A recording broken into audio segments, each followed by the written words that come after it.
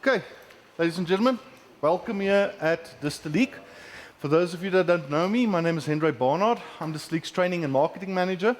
And today we're going to do a short Craft Distilling Business Workshop. Now, must say I was pleasantly surprised by the number of people that enrolled. Literally 4 hours and all the places were taken, so obviously there's a lot of interest. Now, what we're going to be talking about today is a very short, condensed version of our Craft Distilling business training. The goal here today is to answer the most common questions so that you can have a better idea of what it takes to start a craft distillery. You're not going to get all your answers today. It's impossible. I mean, our full Craft Distilling business course is about 68 hours long, and there we cover everything that you need to know. This is to answer the most basic questions so that you can answer the following question for yourself. Is this something I want to pursue or not? Can I make money doing this? What is required? What is required to do it legally? What is required to do it successfully? Now, let me make one thing very clear from the beginning. There's a misconception out there that making money out of booze is easy. It is not. If you're sitting here because you think this is going to be easy money, if you're sitting here because you think I'm going to make a fortune in a month, I've got very bad news for you. That's not going to happen. Craft distilling is hard work. Craft distilling, selling craft spirits is difficult. Making a success of a craft distillery or any alcohol distillery is difficult. It's going to take hard work. Is it rewarding? Yes. Personally and financially, it can be extremely rewarding. Is it fun? Absolutely. If you can make money in a business while having fun doing it, that's the best way to live your life. Absolutely. But be under no misconception, it's not easy. It's going to be frustrating. Those of you that still have hair will want to pull it out. Just getting your license, it's difficult. Working with government is never fun. Paying excise tax, not fun. Getting your product approved, not always easy. If you want to be innovative, if you want to be something different, if you want to do something weird, guess what? The law's probably not going to allow you to do it. Every single day I've got guys coming in here with these big dreams and big ideas, and I want to put this on the market, and in the first 10 seconds when he tells me what he wants to do, sorry, you can't do that. That's not legal. So be aware, this is going to be a difficult road or hard road. It's not going to be easy to run it as well, but that's why we're here. We're here to make your lives a little bit easier. So what are we going to talk, before I get into what we're going to talk about, who here has done training with Distillique before? Okay, quite a few of you. The rest of you, shame. You're going to have a difficult time today. Okay, who here has been to Distillique before? Who's here for the first time today? Okay, welcome. So before I get started, just very quickly, I want to tell you who we are, because obviously some of you don't know us, so let me just explain who Distillique is. Now, we were founded in 2007 by our MD Gert Bosman. Gert's a chemical engineer by training, and he started distilling for fairly obvious, as a student, for fairly obvious reasons. He wanted cheap booze. He had access to a lab at the varsity, why not use it for something worthwhile? And he started distilling purely as a hobby distiller. And he went on through the years, he was a hobby distiller. He worked in the armaments industry, worked as a consulting engineer for the government, traveled the world, saw what they did in other countries, and he went to visit distilleries, he went to do training and so on, learning more about his hobby. The idea was never to do this commercially. But then he reached a point where he was tired of being an engineer. In his own words, he was tired of solving other people's problems for them. And he wanted to see, could he turn his hobby into a business? Now, at that point in time, and today as well, home distilling is illegal in South Africa. Be aware, home distilling is illegal in South Africa in terms of the Liquor Act.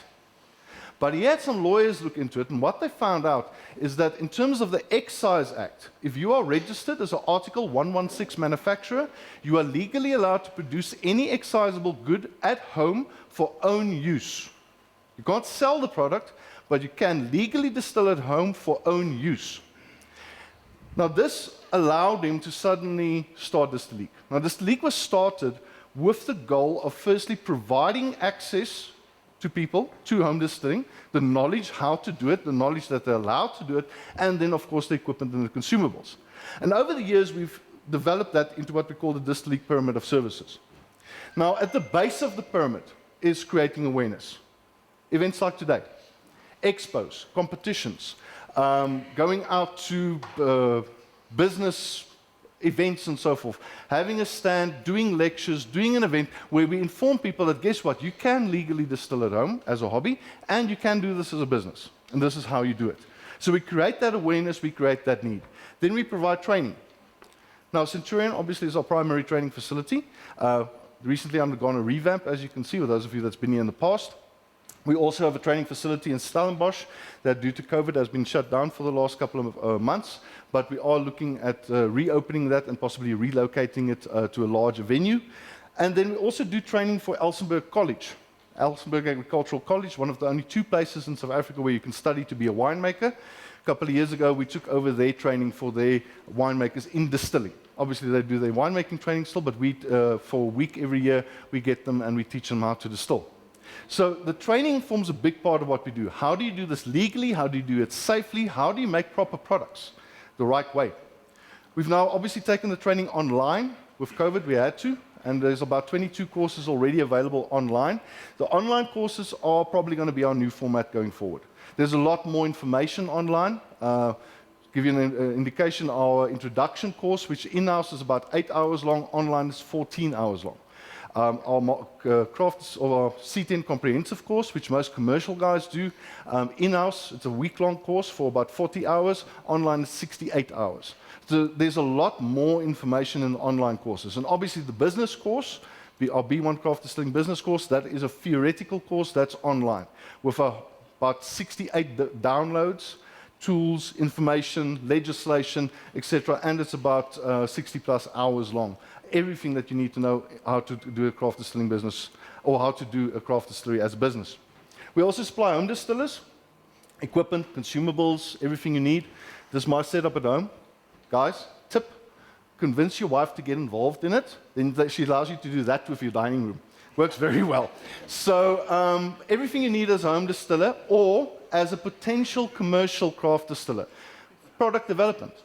You need to start product development now. You can't wait until you start your distillery to develop your recipe. We're lucky in South Africa. In America, it's very difficult because in America, you can't distill at home. It's not legal to distill at home. So the problem that we have there is that the people have to buy a property, set up the craft distillery, spend how many thousands or millions or whatever, then apply for their license, because the distillery has to be set up before they can get their license, and only then can they start product development. So you have to set up a craft distillery before you even know if you can distill. In South Africa, we don't have that problem. That's why Article 116 exists. It allows us to do product development before we go commercial. You have to do that, though, legally. Otherwise, it can happen, it has happened, you send your sample bottle in for approval and analysis, suddenly somebody contacts you, where's your proof of registration? How did you make the sample? Boom, you're busted. And guess what? If you get busted distilling at home, there's a lot of things that happens. I'm not going to go into that in detail now, legal costs and fines and so on, but the one thing that happens that affects you now physically as you are sitting here, you've got a liquor-related offense against your name, meaning they are not allowed to give you a license. If you get busted distilling illegally at home, you will never get any type of license, liquor-related license, not for a pub, not for a restaurant, not for a bar, and definitely not to manufacture. So that's why it's important that you distill at home legally, otherwise you can jeopardize your future plans. Then obviously we do craft distilleries. Now, we've done 149 craft distilleries to date in 15 different countries. The latest one being in Italy. We're also doing one in Vienna now, possibly another one in London, which would be our second one in London. We've done Mauritius, Seychelles, many countries in Africa. Australia, we did last year, our first one in Australia. So we're basically setting up the distilleries all over the place. Now, things have changed. Back when we started, in 2009, when we set up our first craft distilleries, craft distilling was a risk. It's still a risk, don't get me wrong, but it was a big risk back then because we didn't know would craft work in South Africa. Would people actually pay 300, 400, 500 rand for a bottle of spirits? Well, if COVID taught us anything, is that there's no limit to what people will pay for a bottle of spirits, even crappy spirits. But yes, craft has proven itself. There is a market in South Africa. But back then we didn't know that. So we started small. People started with a 100-liter still. Those boilers up there. with a 4-inch column. That's what you started with. We set up distilleries with plastic fermentation tanks. You started up your craft distillery for 100 to 150,000 rand. That was the going rate to start back then. But guys grew quickly and they expanded and they upgraded the equipment. Now these days things are a little bit different. Craft has already proven itself, the risk is less. The customer's expectation of the craft distiller and distillery is more. They want the wow. They want the pizzazz. They want this, not that. Now, not everybody has the budget for that. Let's be honest. Any new business is a risk. Any new enterprise is a risk. So we want to limit our exposure. We want to limit our initial capex, get a shorter return on investment so that we can make the business work. So starting small is still an option. You can still start small. You can still start with plastic fermentation tanks if that's what you want to do. Or obviously there's drawbacks. To everything, there's a benefit and or a positive and a negative. And we're going to look at that later when we quickly go through equipment and so forth. What are the positives and negatives of certain choices that you might make? But we still fully support organic growth. Start small, start with 100 liters still, expand, sell your maximum, then you double up your capacity. Sell your maximum, double up your capacity. When we design a distillery, we take what we call a phase design approach. If you ever want a quote from us, you're going to send me a mail. I'm going to send you back a questionnaire. About 13 questions that you need to answer me. Based on the answers to those questions, we then create a phase design approach, where you start small and you add on to grow from where you want to start, 500 bottles a month, to where you want to end up, 10,000 bottles a month, in a way that makes sense and in a way that limits your capital expenditure on each phase, so that you can expand cheaply. The other benefit of that is that because we designed the distillery like that from the beginning, when you install your services, your water, your electricity, your water recirculation system and so forth, you do it for phase 3 or 4 or 5, not for phase 1. The plug points are already there. The water connections are already there. It turns your facility into a plug-and-play facility, where literally you pick up the phone, Hendra, I'm ready for phase 2. Next week we deliver, plug in the equipment, and there you go. You've doubled your production. That's how we design it. And by the time you reach the last phase, the entire distillery looks perfect. All the equipment looks the same. It's the same size. You don't have this mishmash of different equipment. It looks like it was built that way from day one because it was designed that way from day one. That's the benefit of the phase design approach. So basically, we offer a turnkey solution. That does not mean you have to take a turnkey solution. Some guys have contacts. Some guys work for a plastic company and they can get plastic barrels for cheap. Some guys don't want to buy all the equipment at once. That's fine. We adapt the setup to your needs and to your requirements. But most people want a turnkey solution. They don't want to deal with 110 different suppliers. They don't want to have to go out and source a pallet stacker here and a pump there and whatever. Yes, some of the things we're not going to be the cheapest. You can probably find a pallet stacker cheaper somewhere else. But it's the convenience that people pay for, and the fact that when it comes to maintenance, to problems, to whatever, there's one number that they have to phone, and we sort out everything for you. That's the benefit of going that route. After we set you up, though, we don't leave you to your own devices. We stay involved. We advise you, we help you, we answer your questions, we're always available, but we do this on a national level as well. Now, with the Michelangelo Awards, we started the first craft spirit trophies. We were the original sponsor for them.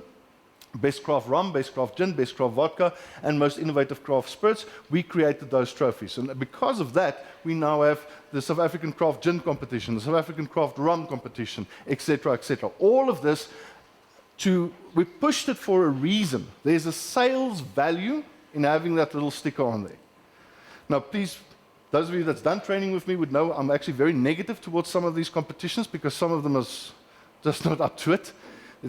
There's actually no intrinsic value in the little sticker, but from a marketing perspective, there is. If you're a consumer and you're walking through the shelves, you have to choose between the two products. Which product are you going to get? The one that's won a prize. Because somebody thought it was good. So there is a marketing value to that, and that's why we pushed for those awards, for those competitions, to help our clients sell their products. We also work with SARS, and you can imagine how much fun that is. So with SARS, we've actually made a lot of progress. some people will not believe what I'm going to say now, but there's actually people in SARS that care about the industry. They want to make things work. And there are, if you work with the right people, we actually make progress. And one of our biggest wins was the scrapping of the minimum still size requirement. South Africa had this archaic law coming from the 1960s that says you're not allowed to go commercial if your still is smaller than 680 liters. Now, just the power required to run a 680-liter still, forget about the cost of the still, just the power requirements made that unfeasible for most people that wanted to go into craft. They couldn't do it. So we got it scrapped. There is no more minimum still size requirement. You can now go commercial with a 5-liter still. You're welcome. The other thing we got scrapped was the continuous still requirement. There was a flow rate requirement. You had to produce a minimum of 50 million bottles per year, minimum production, in order to use a continuous still. Yeah, it's a hell of a lot. That's scrapped now. Now we can go continuous on a craft level. Okay, it's not feasible. Continuous spirit stills are not feasible, but we're working on a design for a continuous stripping still. That would be feasible. That would be allow guys to update or upgrade their production for a very, very low cost. Other ones of SARS we've had is the restructuring of the way that the excise is managed. More record purpose, not the spirit safe anymore. Spirit safe, for those of you not aware, it's where your parrot, where your alcohol comes out, is enclosed in a glass case. And you've got one key and the SARS official has one key. And in order to access or taste or draw off or take your spirit out of the container, he has to be there. Can you imagine how much effort that is? Listen, I want to bottle today. Oh, I can't make it, sorry. So you have to wait 2 weeks, 3 weeks, 4 weeks until somebody gets there. That's been scrapped. We have no more spirit safe requirement in South Africa. We basically work on the trust system. And yes, SARS does trust you to a point until they audit you, and then you have problems. But slowly but surely, we're getting things changed, and it's working better with SARS. Then we've got DALID. I'm still getting used to the new acronym, but it's the Department of Agriculture, Land Reform and Rural Development, which used to be DAF, Department of Agriculture, Fishery and Forestries. Now, our Department of Agriculture controls what you're allowed to do and what you're allowed to make and how you're allowed to make it. For instance, who of you is sitting here wanting to start a whiskey distillery? Nobody. Fantastic. Oh, sorry. Okay, what's the problem of starting a whiskey distillery? It has to age for 3 years, legally. You can't sell it if it's less than 3 years old, which means for 3 years, you're going to be producing product, filling barrels. You're only going to sell your first bottle in 2024, if you start today.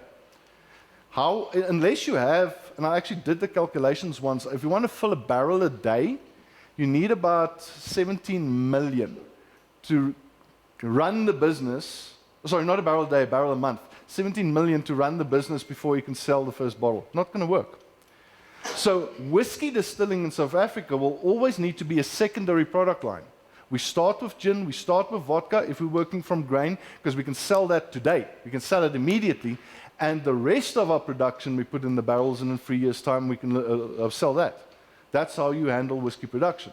That's because of our National Liquor, our National Liquor Products Act. Not the National Liquor Act. The National Liquor Products Act, that's the law that governs what we're allowed to do and how we're allowed to do it. Brandy, also 3-year aging period.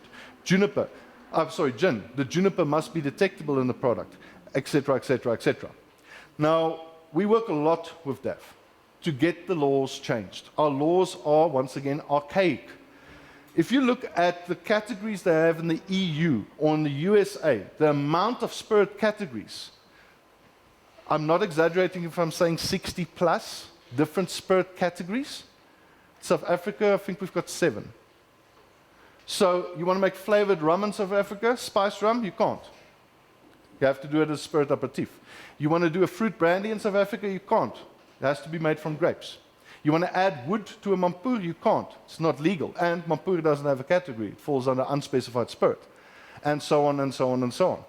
So craft is about innovation, right? We want to do new things, different things, but we have to make a legal product. The law stops us from being innovative. And that's why we work with that. So we've had major successes the last couple of years. Old Tom Gin, sweetened gin. We got the law changed so that you're allowed to add sugar to gin. You can make Old Tom Gin. Barrel-aged gin is now legal. Didn't used to be legal. We got that law changed. You're allowed to do barrel-aged gin. This past year, we've had some big wins.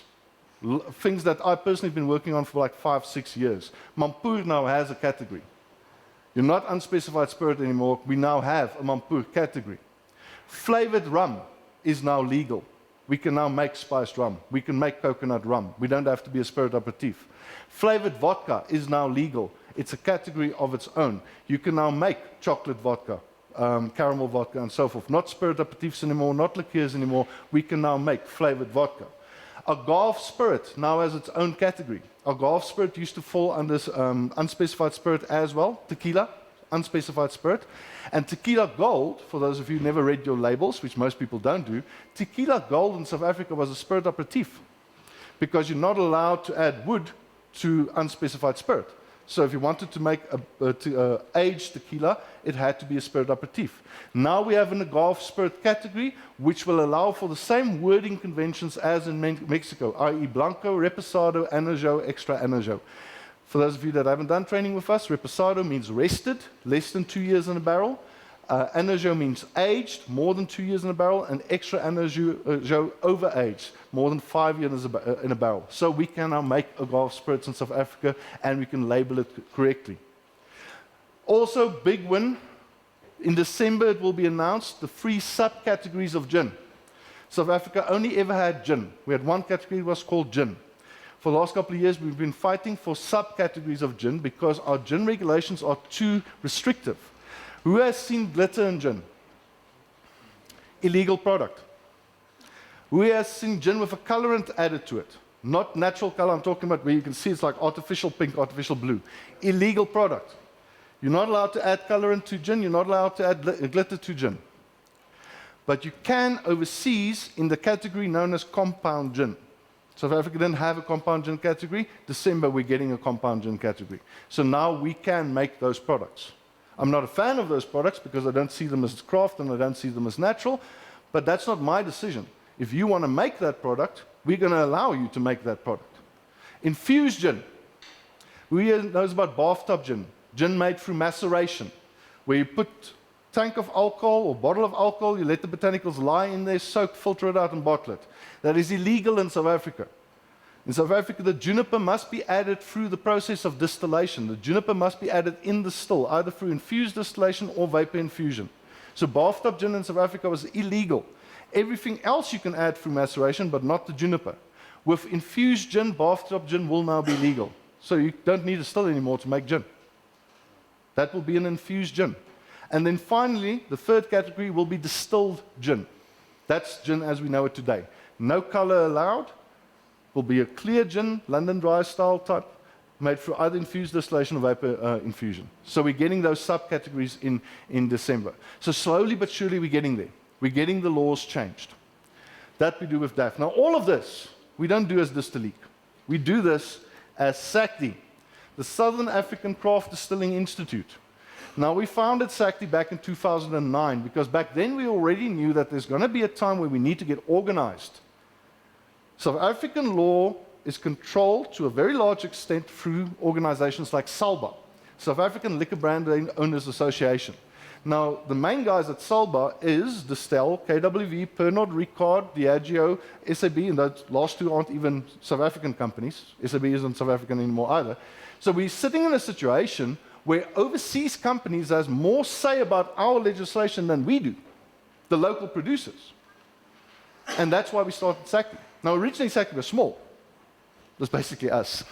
There was nobody else. And then we got guys that took part, but there wasn't really official membership. There wasn't anything official going on because we didn't have enough craft distillers.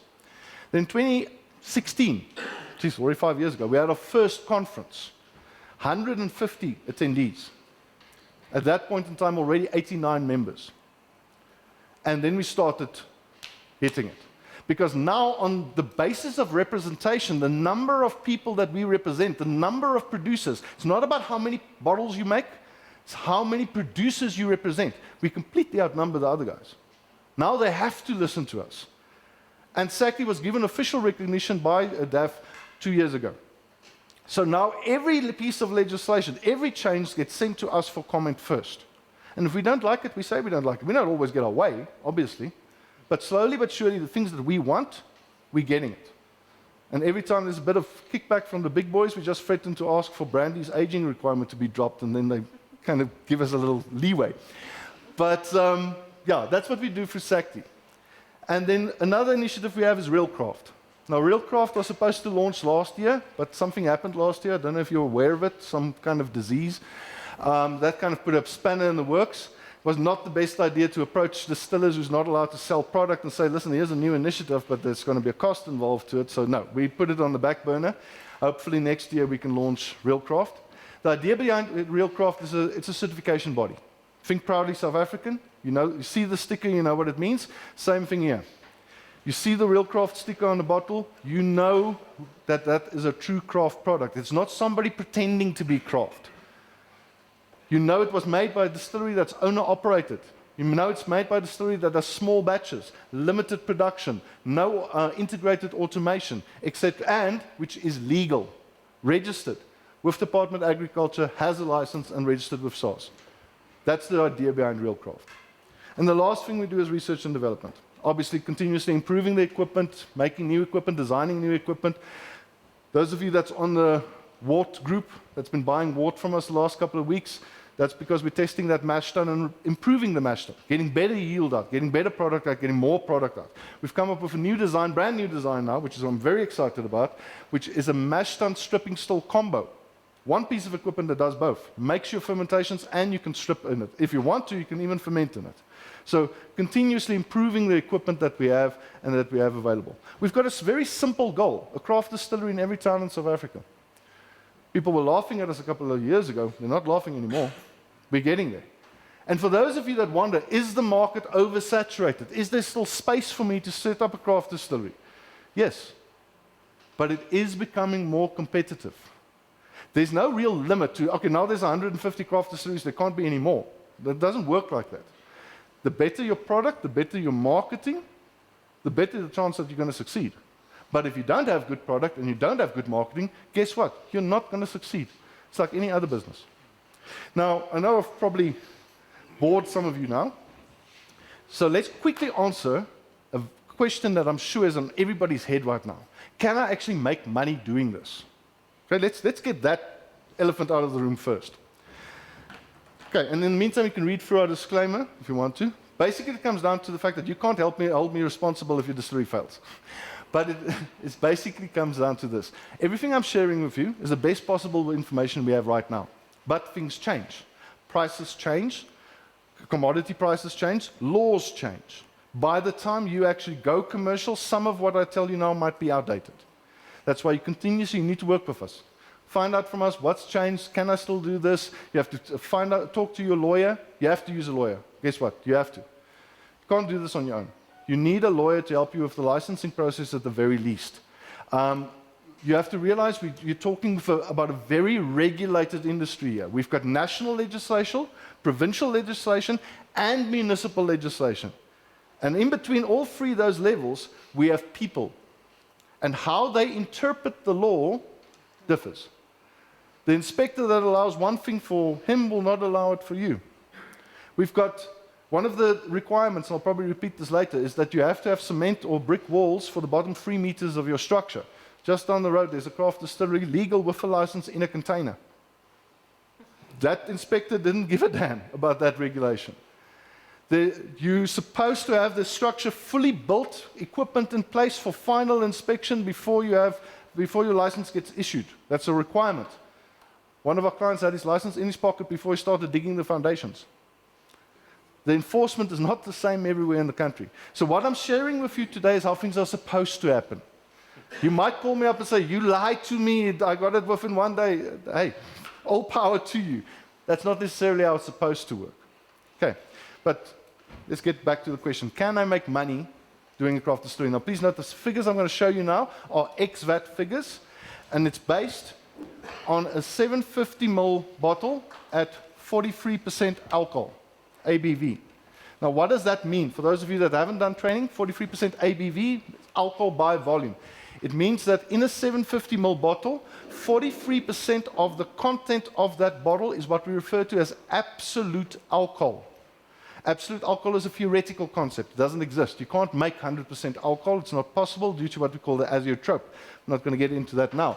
The reason why it's important to work on absolute alcohol, however, is for excise tax. The way excise tax is calculated is you take the excise tax rate, times that by the absolute alcohol contained in your production run, your distillate, your holding tank, your bottle, whatever the case may be, and that is the quantity of excise tax due to the government. Okay, so the first cost we look at is production cost. Now, your production cost is determined by your raw material that you're using.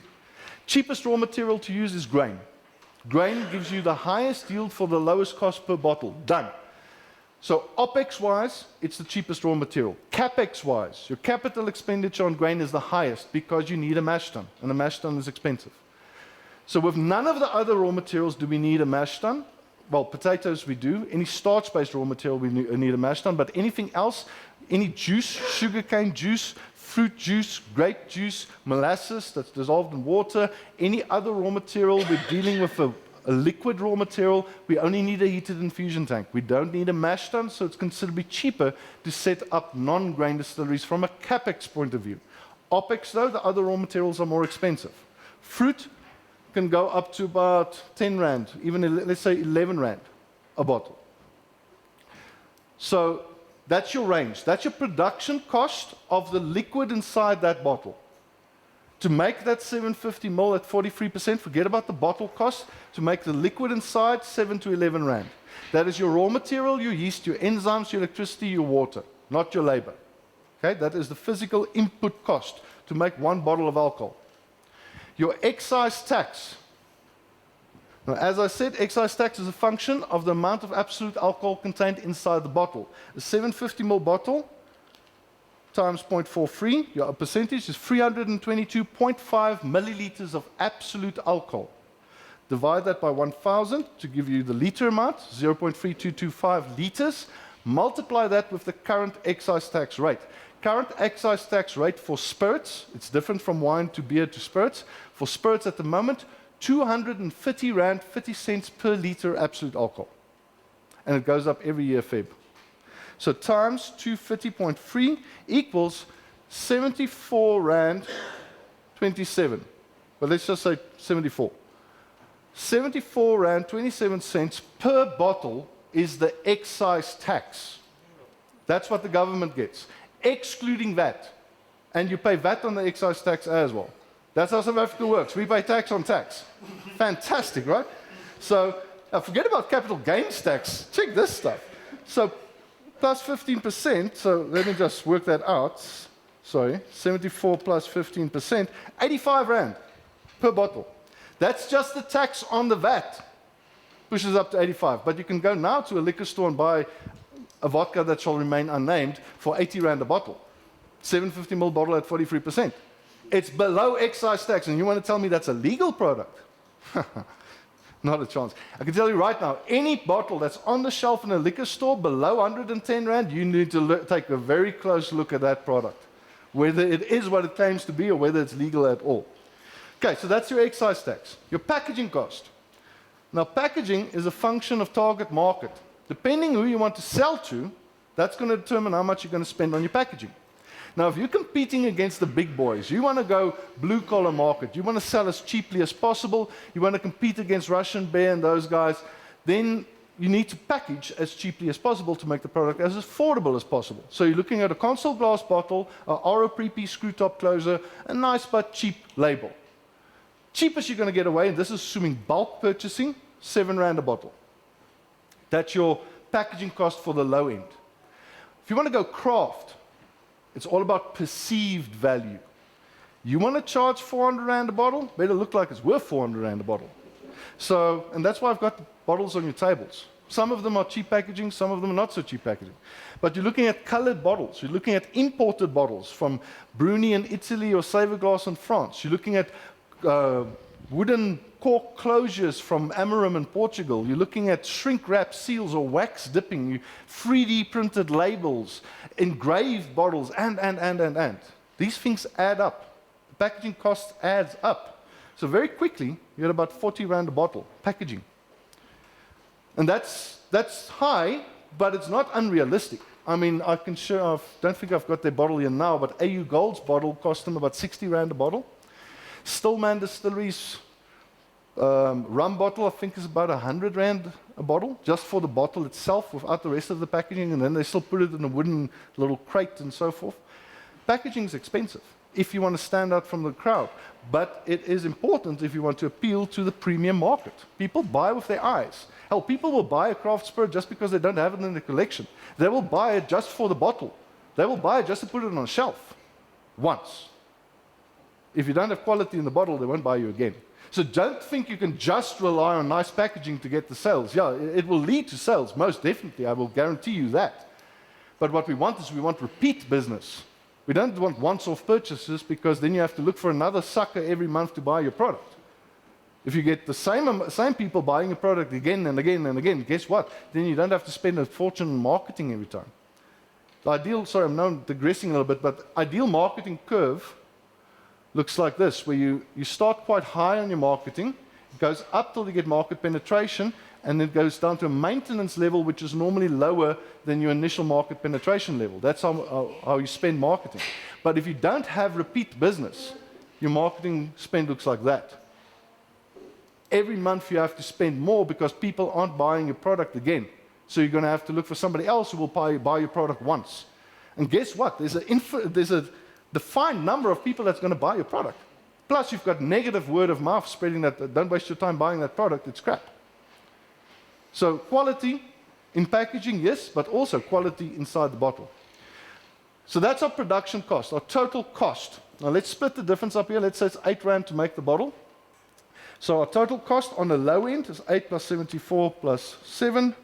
Gives me 89 Rand on the low end, and 122 Rand on the high end. That's my total cost to produce a single bottle of product. My ex-VAT, yeah. My sales price and gross profit. Sales price, you need to benchmark yourself. Who am I competing against? Now, if I'm competing mainstream, what's mainstream spirit selling at these days? 150 Rand a bottle, 150 Rand a bottle? So let's say 150 Rand a bottle. I want to be on the shelf at 150 Rand a bottle. Now that's a VAT inclusive sales price. So 150 divided by 115 times 100, that's 150 Rand VAT exclusive sales price. Standard liquor store markup on spirits is around about 50%. So divide by 150 times 100 gives me 100 Rand sales price to the liquor store. Means I'm making 11 Rand a bottle, if I'm lucky. Because the problem is now you're selling at the same price as Smirnoff or Russian Bear, who else? You want to take market share away from them, so guess what? You need to be cheaper than them, otherwise you're not going to get the money away. So if you're lucky, you're going to get 11. It's probably going to be less. Craft spirits. Current sales price of craft spirits to the liquor store in South Africa, sales price to the liquor store, not shelf price, varies between 220 and 320 Rand per bottle. Meaning, you're making 220 minus 122, making between 98 and 198 Rand per bottle gross profit.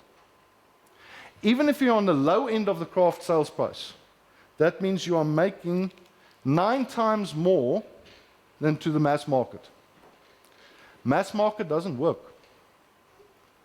Because to make the same amount of profit as a guy selling 1,000 craft bottles, I have to sell 9,000 cheap products. That means I need the production capacity, the equipment to make 9,000 bottles. I need reps out in the field marketing 9,000 bottles. I need delivery trucks delivering 9,000 bottles. This is a mass production game. For the same amount of work, the same equipment, the same setup, the cost, except for the packaging, I can sell 10% of that and still make the same profit. This is where we play. This is our market space. But to do that, we need quality in the bottle, we need quality in the packaging, we need quality in everything that we do. And never forget the 3 principles of craft: honesty, integrity, transparency. People want to know what you are doing. You cannot charge a premium if you're doing illegal stuff. You cannot charge a premium if you're not showing off what you're doing. You cannot charge a premium if you're not bragging about what you're doing. People want to know. If you're expecting somebody to pay 400, 500, 600 rand and 700 up for some of the craft whiskies coming out now, if you're expecting them to pay that, you need to have them trust you. You need to be honest with what you are doing. You need to do things the right way. Now, what do I need to make this, equipment-wise? Now, like I said, when things started, and still now, 3 of the distilleries we do, one we're installing now next week, is still a 100-litre based distillery. Guys are still doing 100-litre distilleries. And so it's a good benchmark to look at. Originally, and now, we start with a 100-litre still. Couple of reasons why. 100-litre stills, we sell them as product development stills.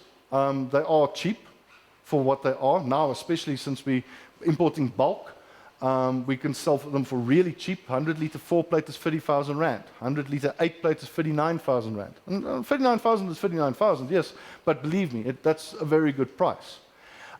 We didn't have stock now for the last 2 months because everything's sold out. There's a container landing on Monday. Believe me, we've got enough stock for the next year, so everything will be available again. But it's a cheap price. That's one reason. Secondly, it's the smallest commercially viable still size. It is commercially viable. You can run a distillery with a 100-litre still, even if you're working from fermentation. More so if it's a gin distillery. And I'll show you why just now. So, and it's the largest size you can use at home under Article 116 without being inspected. SARS reserves the right to inspect anybody's house that's distilling at home. They have that right, legal right, but they can't. I mean, we sell 60, 70 stills a month. They can't get to everybody. So they arbitrarily decided that if it's 100 liters or less, we're not going to bother with you. You're not a threat to us because that's not big enough to make a lot of alcohol. If it's more than 100 liters, why do you need such a big still at home? We want to come check now. Okay? One of our clients is actually buying equipment every month, slowly but surely, for his craft distillery when he retires. Now, he's a doctor or a surgeon or something, so he uses his disposable income to buy this equipment.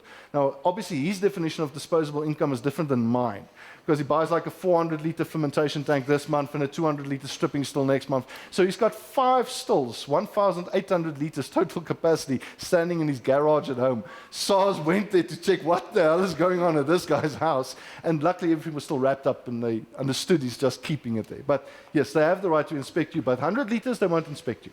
It's not an issue. Okay, so you can't use the full 100 litres of a boiler. Can't be done. Why? Can anybody tell me why? Why can we? Headspace, thank you. See, you listened in class. Okay, so 10% headspace, you need to leave, more if you're doing rum. So the usable capacity of a 100-litre still is 90 litres. So I've got 90 litres of fermentation inside my boiler at, let's say, argument's sake, 10%. Now, 10% is what we deem to be the lowest commercially viable percentage strength.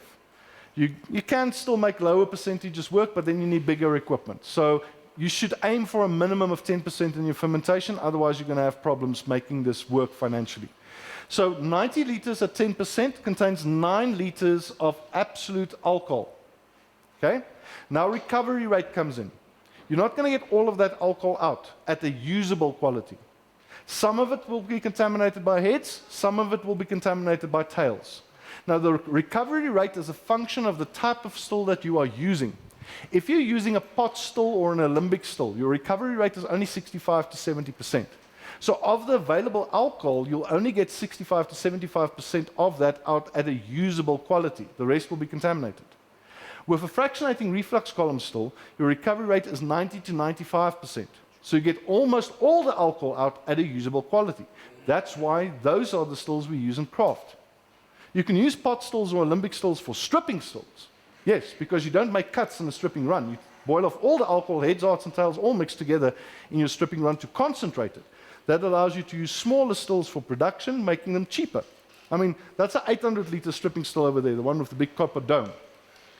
And the guys that's going to be watching the video can't see that, unfortunately, but take my word, there's one standing there. Right, so to put a column on an 800-litre still, the column diameter is a function of the boiler capacity. As the boiler capacity increases, the column diameter needs to increase. That's why I use 4 inch on 100 liters, 6 inch on 200 liter, 8 inch on 600 liter, and so forth. Extrapolating from there means we need a 10-inch column on an 800 liter still. A 10-inch column is about 300,000 rand. That's a hell of a lot of money. So we don't put a 10-inch column on an 800 liter still. We turn the 800 liter still into a stripping still, allowing us to use a cheaper 200 liter spirit still with a 6-inch column. And that entire still costs 150,000 rand. So yes, I've just saved you 150,000 rand by designing the distillery correctly. So 9 liters AA is available. My recovery rate, being conservative, 90% recovery, means I've got 8.1 liters AA recovered. Now, 8.1 liters absolute alcohol diluted down to 43%. So 8.1 divided by 0.43 gives me 18 liters of product. 18.8, almost 19, but let's say we wasted 800 mils. So 18 liters of product. That 18 liters of product, bottled in 750 ml bottles, gives me 24 bottles per run. Assuming I do 1 run a day, 5 days a week, 22 days a month, that gives me 528 bottles for the month. Assuming the highest possible production cost, lowest possible craft sales price, 98 rand per bottle gross profit, that gives me a GP of 51,744 rand on 10%. If my fermentation is 20%, argument's sake, that doubles to 103,488 rand GP. The same will happen if I do 2 runs a day. If I'm willing to work a longer than average day, I can do 2 runs a day. So it will double. If I do a 20% fermentation and I do 2 runs a day, it doubles again to 206,976 rand GP with the same equipment per month. Now, that distillery can cost about 200,000 rand to set up, so theoretically, I could get my return on investment in a single month. But that's off, in that best case scenario, that's 2,112 bottles. To realize that theoretical event, I need to sell 2,112 bottles.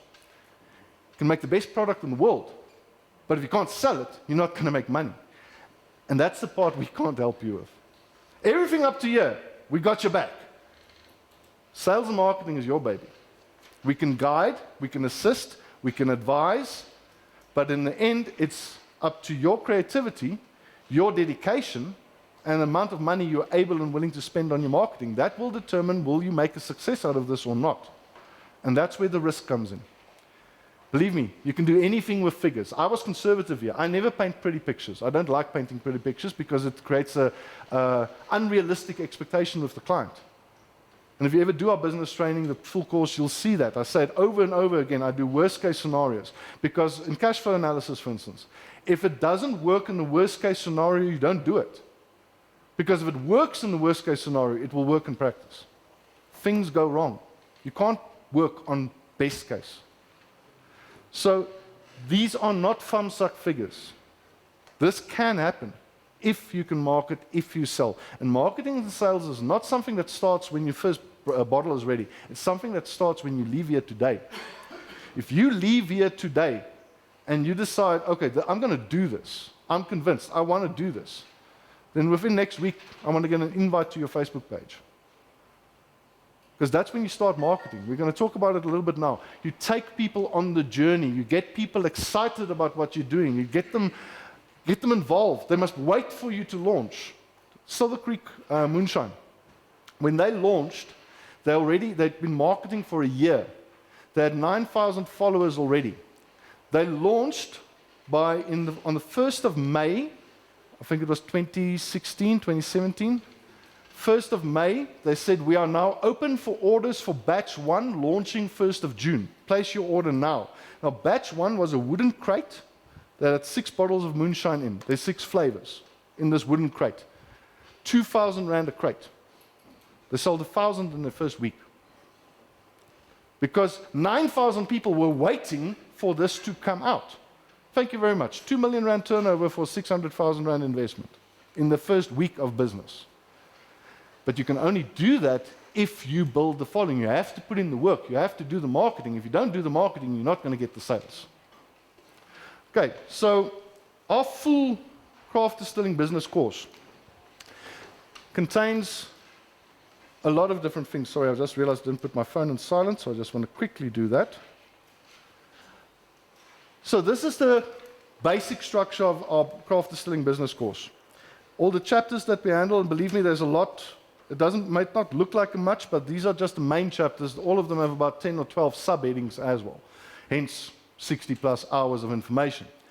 So, firstly, we look at the legislation, because you need to know the legislation, otherwise you shouldn't even start down this journey. So the big one being the National Liquor Products Act, because you need to know what the law requires of the product so you can start the product development, so you can get your recipe so that you know you actually have something to sell. The Liquor Act governs the licensing process and everything regarding the running of the distillery, and then SARS and excise tax. How do you keep your records? How does the reporting work, the audits, and so forth? After that, we talk about Department of Agriculture. How do you actually deal with them? Because you're going to deal with Department of Agriculture at least 3 times, possibly more. You're going to deal with them for your Certificate of Conformance or Certificate of Acceptability for Human Consumption. That's and you need that to apply for your license. You're going to get your A number from them. I'll explain the A number just now. And then your final product approval, which is the liquid inside the bottle itself, and the label. That's also done by Department of Agriculture. If you're going to start exporting, you need an approval for every batch that you export. So every pallet that goes over, a bottle needs to be sent to them for analysis and approval, otherwise it's not allowed to leave the country. So you're going to work with DAF quite a bit. They actually do have a tasting panel. There's apparently a waiting list to serve on it. Okay, then there's the roadmap, and they get paid to get pissed. It's the best of all. Okay, it's kind of like working in Distillique too. All right, so roadmap to a commercial craft distillery is how do you get there? I mean, what's the steps? Where do I start? Because there's a lot that you have to do. I mean, who here knows how to register a barcode? Yeah, we cover that in the course. Yeah, you do. You've already done yours. But I mean, how do you register a barcode? How do you protect your intellectual property? How do you copyright your label and your name? Can I even call my product what I want to call it? You can't just put a product in the market and call it, what's a good example now? Kloofzig gin, for instance. That would be illegal because the spirits and wine share the same category, category 14. So there's a Kloofzig wines already, so you can't launch Kloofzig gin because they will sue you. So the name you have in your head, are you even allowed to call it by that name? Is that name available? So there's a whole bunch of things that you have to do. Where do I start? How do I plan this? That's what we cover in the roadmap. Distillery layout and design. It's not as simple as just putting a tank there, a still there, another tank there, and a bottle filler over there. That's not how this works. It's actually very complicated because you have certain areas, what we call manufacturing warehouses, which is determined by SARS. Now, the 3 main areas are your VMP, your VMS, and your bonded warehouse, also called the SOS or Special Operations Warehouse. So VMP is manufacturing, VMS is bottling and flavoring, and then bond is your exports and your legally required barrel aging. Now, certain things have to happen in those areas, and they're literally defined by a line you have to paint on the floor. Bright yellow line on your floor showing where does the one area stop and the other area start. So you can't just put everything in a warehouse and think you're going to get approved. Not going to happen. Safety, health and safety, police inspection, fire inspection, all of those things have to happen. So distillery and layout and design covers that. Making a success out of your craft distillery. There we look at things like marketing, your personality. Certain people make great craft distillers. Other people, not so much. Not because of their technical prowess, because certain people can't work with people. My brother would make an awful craft distiller. He hates talking to people he doesn't know. He's great when you know him, but not to people that he doesn't know. So somebody like that needs somebody to help them. You need a face of the brand. You need the marketer. You need the person that's going to be out there selling your product and doing the tastings and doing the tours. And I'll be honest with you, I'm not bad at that, but I wouldn't want to do it myself. It gets tiring to do the marketing side of things. That's the not so fun part of this business. For other people is what they want to do. Ladies, specifically. Some of you brought your wives. Good idea. Ladies love craft distilling. And not just the marketing side of things. Sometimes the lady is the distiller and the husband is the marketer. It can be either way. Women are better than men when it comes to tasting. It's a fact. It's a genetic thing. Tasting and smelling, women are better than men. Sorry, guys, it's the truth. So get the wives involved. This is a family business thing. A lot of guys, I'm busy now with a distillery where the guy came to me and said, Hendrik, my children can't find work. I've paid for them to do their doctorates by now, hoping that they'll be able to find work in South Africa. They can't find work. The only hope I have is to create a business for them. And that's why they're setting up a craft distillery. But he doesn't just want to, he wants to play too. So it's going to be a family business. And there's a lot of craft distilleries out there that's family businesses. Cash flow analysis.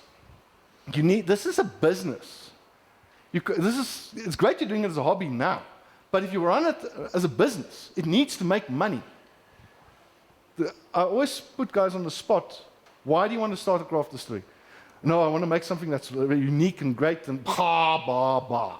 You want to make money. That's why you want to start a craft. It has to make money. Yes, there's different ways to make money in the world. And as I said earlier, if you're having fun while you're making money, that's great. But it needs to make money. We need to survive. The business needs to survive.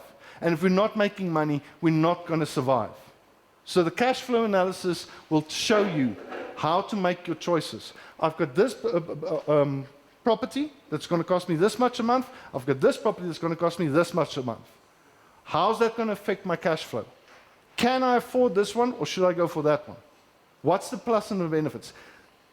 We're giving you the tools to make those decisions. And then lastly, the craft distillery business plan. Now that's a template.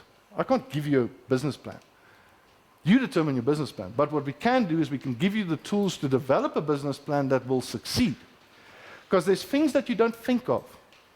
Even guys, I've had so many guys come to me and say, I've started 5 businesses in my life. I know how to start a business. You can't tell me how to start a business. Craft distillery is different. Yeah, certain things are the same. Your governance might be the same. The way you do your finances and stock control might be the same. But your marketing is different. Your production is different. Your legal requirements are different. Nobody knows everything about everything. And there's certain things you might not think of. Who's going to do your insurance? Who's going to do your insurance for your craft distillery? Yeah, you can go to, I'm not going to name names, but to XYZ insurance company and say, oh, can you insure my craft distillery? Yes, sir, by all means. And here's your policy and boof, and we'll take your 5,000 rand a month. Thank you very much. Place burns down. You lodge your claim. Oh, you were storing 90% alcohol. Sorry, you're not covered for that. Not every insurance company has a policy that can actually cover a craft distillery. We actually developed one. We worked with PSG Consult. They developed an insurance policy for craft distilleries. They will even insure your fermentations. Yeah, if your fermentation fails.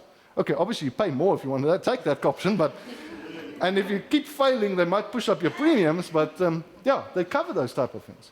So there's a lot of things that you have to think of, and that's what the template is there for. Now, we can't cover all of this, obviously, in what's already going to be longer than 4 hours. So we're going to focus on 3 main things. The National Liquor Products Act, I'm going to give you a 5-minute run-through.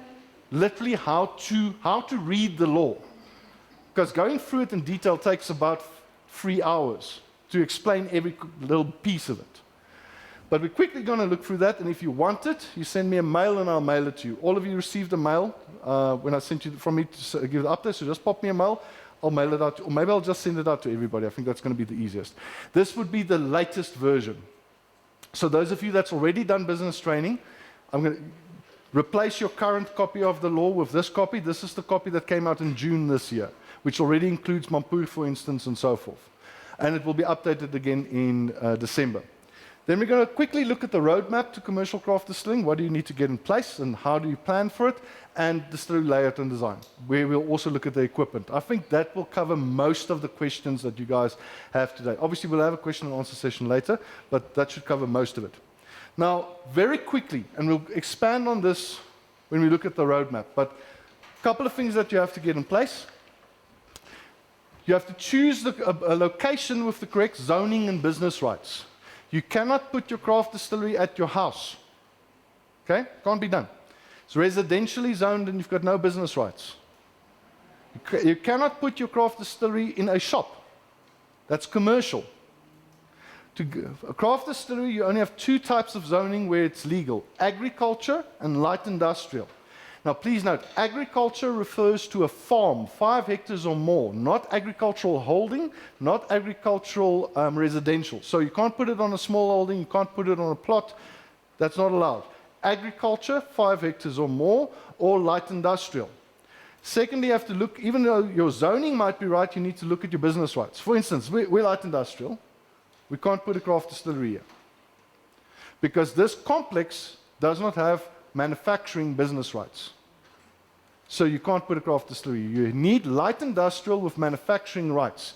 Agriculture, you need agriculture with commercial rights. Now, for the manufacturing license, and I explained this just now, because you're not applying for one license, you're applying for up to 5 different licenses. The agricultural zoning and agricultural business rights is sufficient for the manufacturing license, but you cannot get your distribution license or sales licenses without commercial business rights.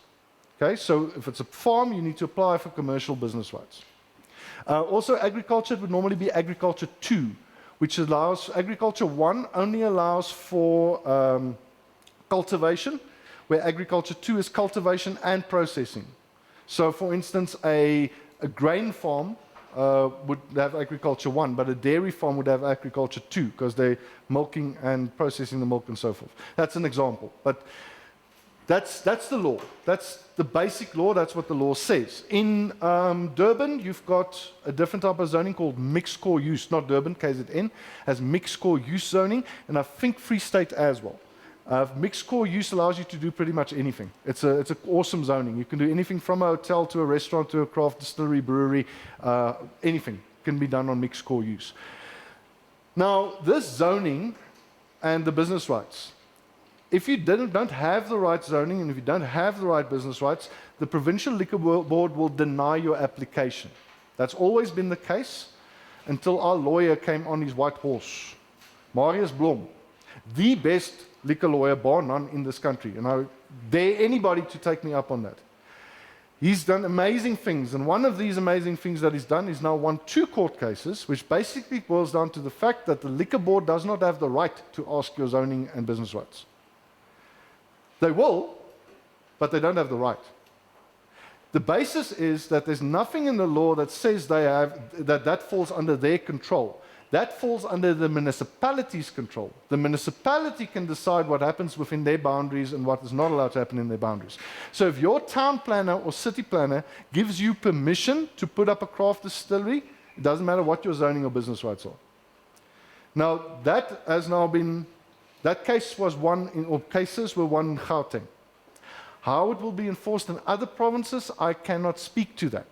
The precedent has been set in Gauteng. I don't know enough about the law to know if that precedent carries over immediately to other provinces or not.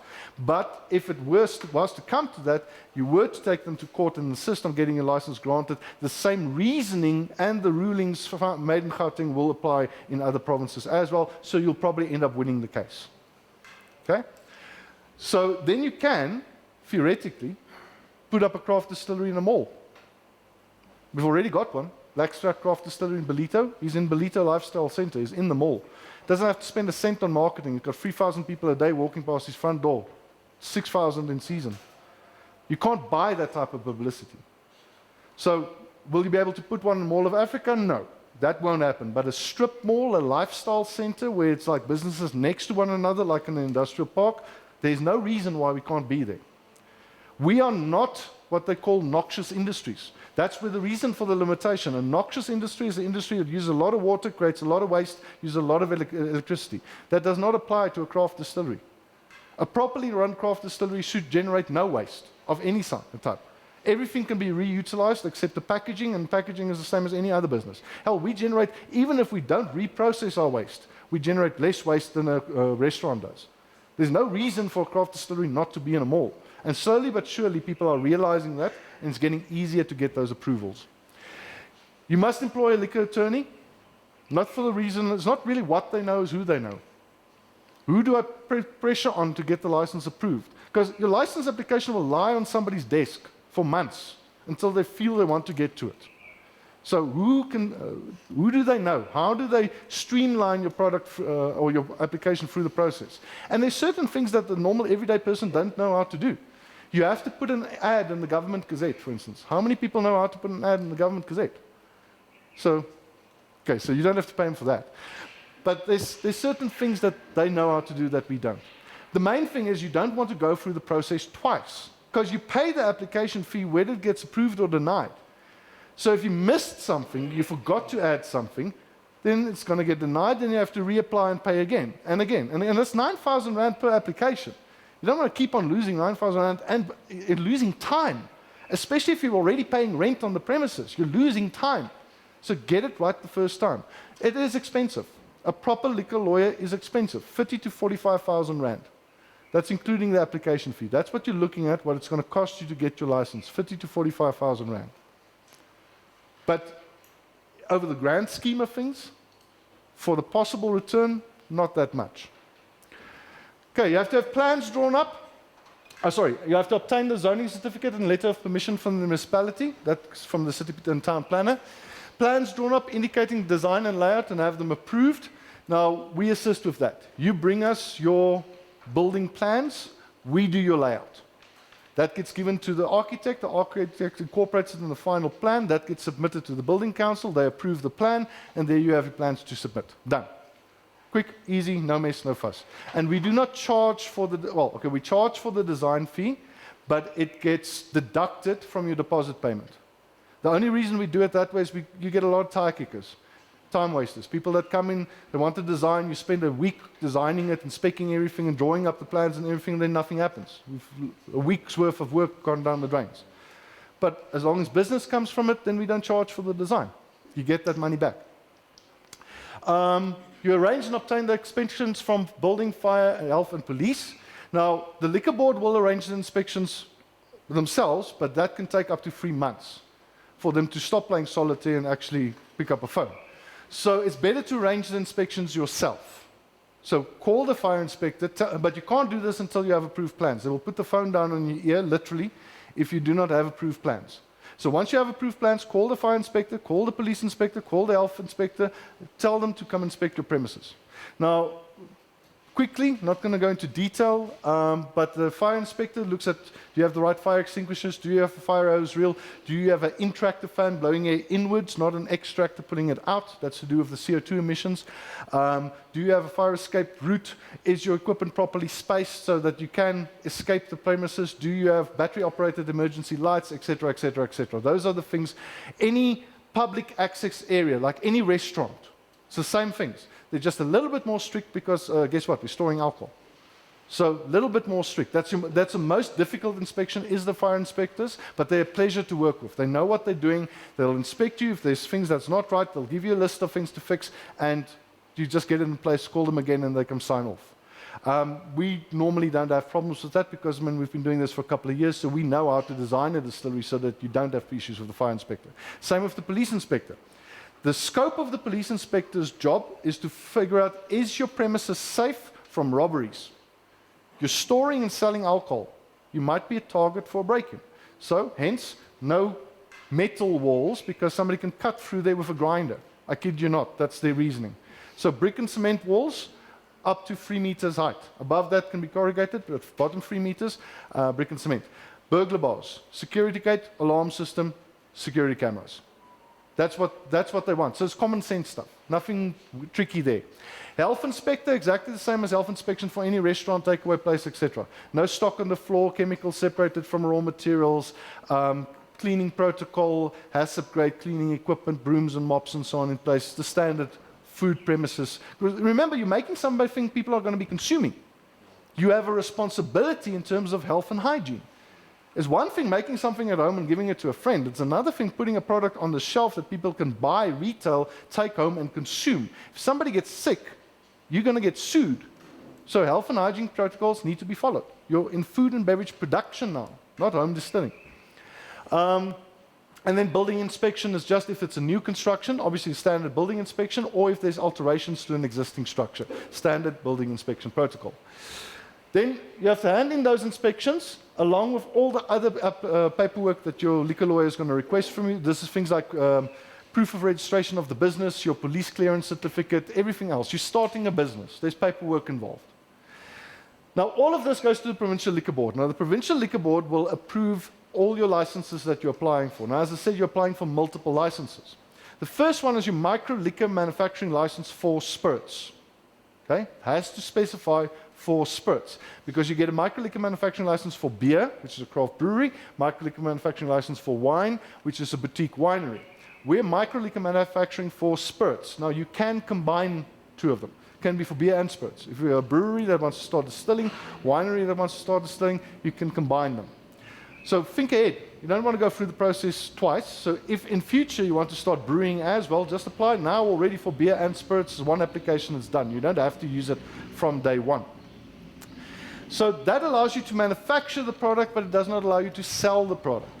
To sell the product, you need a distribution license.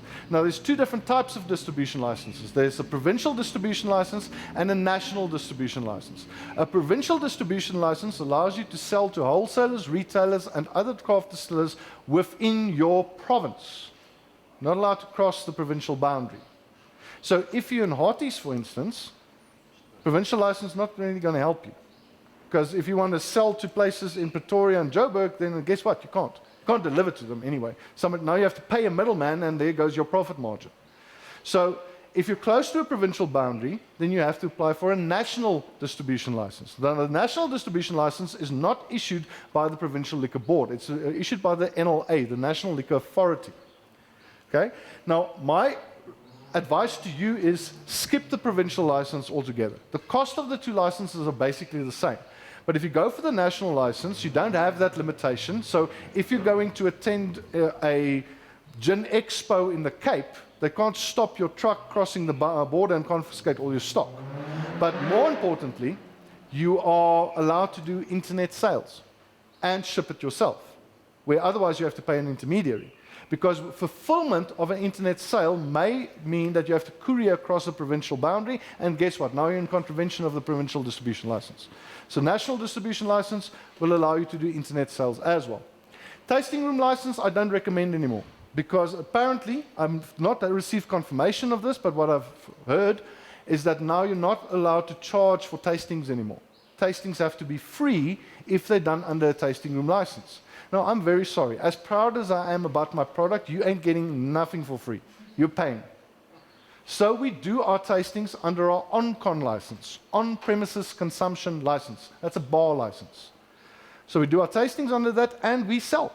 You want people to spend money in your distillery. You want them to sit there. You want them to bring their friends and family, their business associates. So you're going to sell cocktails. You're going to sell shots. You're going to sell drinks. You're going to sell other guys' stuff. Because, surprise, surprise, for those of you who didn't know, you make more profit selling a drink than you sell a bottle. So the more drinks you can sell, the more money you're making. If you're here because you want to open up a craft distillery to just produce and sell bottles, then I'm sorry, but you're a little bit short-sighted. There is as much money, if not more, to be made in the peripheral income streams than there is in the actual selling of bottles. Actually, there's a hell of a lot more. Charging for tastings, charging for tours, charging for experiences, renting out your tasting room for weddings or birthday parties. There's a hell of a lot of money to be made in those activities. But even if you don't do any of that, there's more money to be made in selling directly to the public than there is to be selling in a liquor store. My actual question is, why would you want to be on a liquor store shelf? To brag? There's no money in it. Well, there's money in it, but it actually doesn't make sense. Remember this figure here, 220. That was the sales price to the liquor store. That liquor store, on craft spirits, they can put up to a 40% markup on that. So 220 plus 40% means they're going to be selling it to the public at 308 Rand ex VAT. Okay? That's another... Oops, sorry. 88 Rand of profit that I could have made. So now on the same number of bottles, which was 5 to 8 times 4 times 308, that can't be right. Sorry, I almost quit my job and started the Craft Distillery. Times 4 times 208. Yeah, 459,000 GP. instead of 206. That makes a big difference. So the more products I sell directly to the public, either in my tasting room or through my website, the better off I am. Why should I be allowing other guys to make profit? Now, what you can't do, well, you could, that's your decision, but if you wanted to sell directly to the public at 220, well, you're going to sell probably a lot of product, if it's a good product, because you're going to be the cheapest craft spirit out there. But if you're also on retail shelves, you can't undercut the retailer. You have to sell at the same price that they sell. Otherwise, they're going to discontinue your product, especially if they're close to you. And that's what you want. You want them close. I mean, my question, again, I asked the question, why would I, if I'm a craft distillery in Centurion, why would I want to be on a shelf in Cape Town? Why? I mean, how does that make sense? If my goal is to sell 5,000 bottles a month, if I can't sell 5,000 bottles a month in the two biggest cities in South Africa, then maybe I should not consider going into craft spirits. Why would you want to be in Durban? To brag that I'm available nationwide? How does that make sense? If you keep your area small, you can service it yourself. There's brands out there, I'm not going to name names, where within a month of launching or opening, they were available nationwide. They were available everywhere in the country within 1 month. And what happened next? The retailer starts sending back stock. Sorry, your stock's not moving. And they have that right. You can't refuse to take the stock back. They have the right under the liquor law to send back the stock, and you have to refund them. Why did they send it back? Because I just opened up my distillery in Pretoria, and I'm in stops at Spa and Hout Bay. Nobody in Hout Bay knows who I am, so nobody's going to buy my product. You cannot expand your area faster than you can support that through sales and marketing. So you start small. 5 kilometers from where I am, 10 kilometers from where I am, 50 kilometers from where I am. And the more of those you can deliver yourself, the better, because guess what? It's not just that you're saving on cost because you're not paying a distributor, it's because you're getting face time with the people stocking your product. Getting feedback, how's it selling, any problems, any complaints that I need to know about. Do you guys need me to do another product activation? Do you need me to do a tasting? I'm digressing again, but in our training, we focus a lot on a concept called what's in it for them. If you go to a liquor store and you want them to stock your product, how are you going to sell your product? And normally I do this test with guys. I tell them, sell me your product. Sell it to me. Oh, no, well, I make it from organic grain that I grow myself, and I've got this little dehydrator, and I take all my lemons and I do. No, I'm not interested in that. I'm a liquor store owner. What's important for me? Profit, money. What's in it for me? Sell me your product and convince me I'm going to make money, and I'll stock you. So what's your pitch? I'm going to provide you with a premium spirit that you'll be able to sell at a high price. It will sell, and I'm going to help you sell it. Okay, let's talk. But then you have to deliver on what you promise. If you tell them you're going to do brand activations, if you tell them you're going to do tastings, if you tell them you're going to train their staff, if you tell the restaurant owner you're going to teach them how to make cocktails with your spirits, then you have to do that stuff. Can't make empty promises. You have to follow up. Understand your market, understand who you're selling to, understand how you're going to get that product sold. Okay, so off-con license and on-con license. On-con, on-premises consumption, the drinks that you're selling there. Off-con, the bottles that you're selling. And again, to sell through the internet, even though you're not selling, let's say you don't have a tasting room. Let's say you're not selling bottles directly to the public. If you're doing online sales, you still need an off-con license, because that is a sale directly to the public. You cannot do off-con under a distribution license, because sales to the public is not allowed under distribution. So depending on what you're going to be doing, those are the licenses that you're going to apply for. Now, even if your plan is to only start internet sales now and eventually do tasting room, my suggestion is you apply for the tasting room or the on-con license now already. Because what you don't want is where now, a year down the line, you're applying for on-con, the inspector comes again, now you've moved the fermentation tank from there to there, now your layout doesn't look the same anymore as your original license application did, now you have to reapply for your manufacturing license as well, because you shifted the tank. That's happened. So rather apply for all the licenses at once, you have it for when you need it. Okay, revenue service, you have to register for VAT, obviously. If you're not registering the distillery under an existing business that's already VAT registered, you have to register the business for VAT. Now, there's an issue there, because those of you that work with VAT, you know you have to have a certain amount of sales before you can register for VAT. Now, the issue with that is no liquor store or restaurant or hotel is going to buy from you if you can't give them a VAT invoice. But you first have to reach this turnover amount before you can do the VAT registration. So there is something called a voluntary VAT registration. It's apparently these days not as easy anymore to do that than it used to be, but if your accountant knows what they're doing, they should still be able to pull it off. So rather do the voluntary VAT registration so that from day one you can give a VAT invoice. Excise tax registration, obviously. Now, excise tax, the type of registration, as I mentioned, you get the VMP, the VMS, and bond. VMP and VMS you have to have. Doesn't matter what you're making, doesn't matter how you're making it, you have to have the VMP and the VMS. Except if you're doing off-site bottling. If you're paying somebody to bottle for you, then you don't need the VMS. But, I mean, that would be stupid. Bottling equipment is cheap, so why would you pay somebody to bottle for you? Doesn't make sense. Bonded warehouse, however, you might not need. Bonded warehouse is required for barrel aging, legally required barrel aging. That would be your whiskey and your brandy. Rum does not age in bond. Rum ages in the VMP. So if you're not doing whiskey, not doing brandy, you don't need a bonded warehouse for the aging component. Secondly would be exports.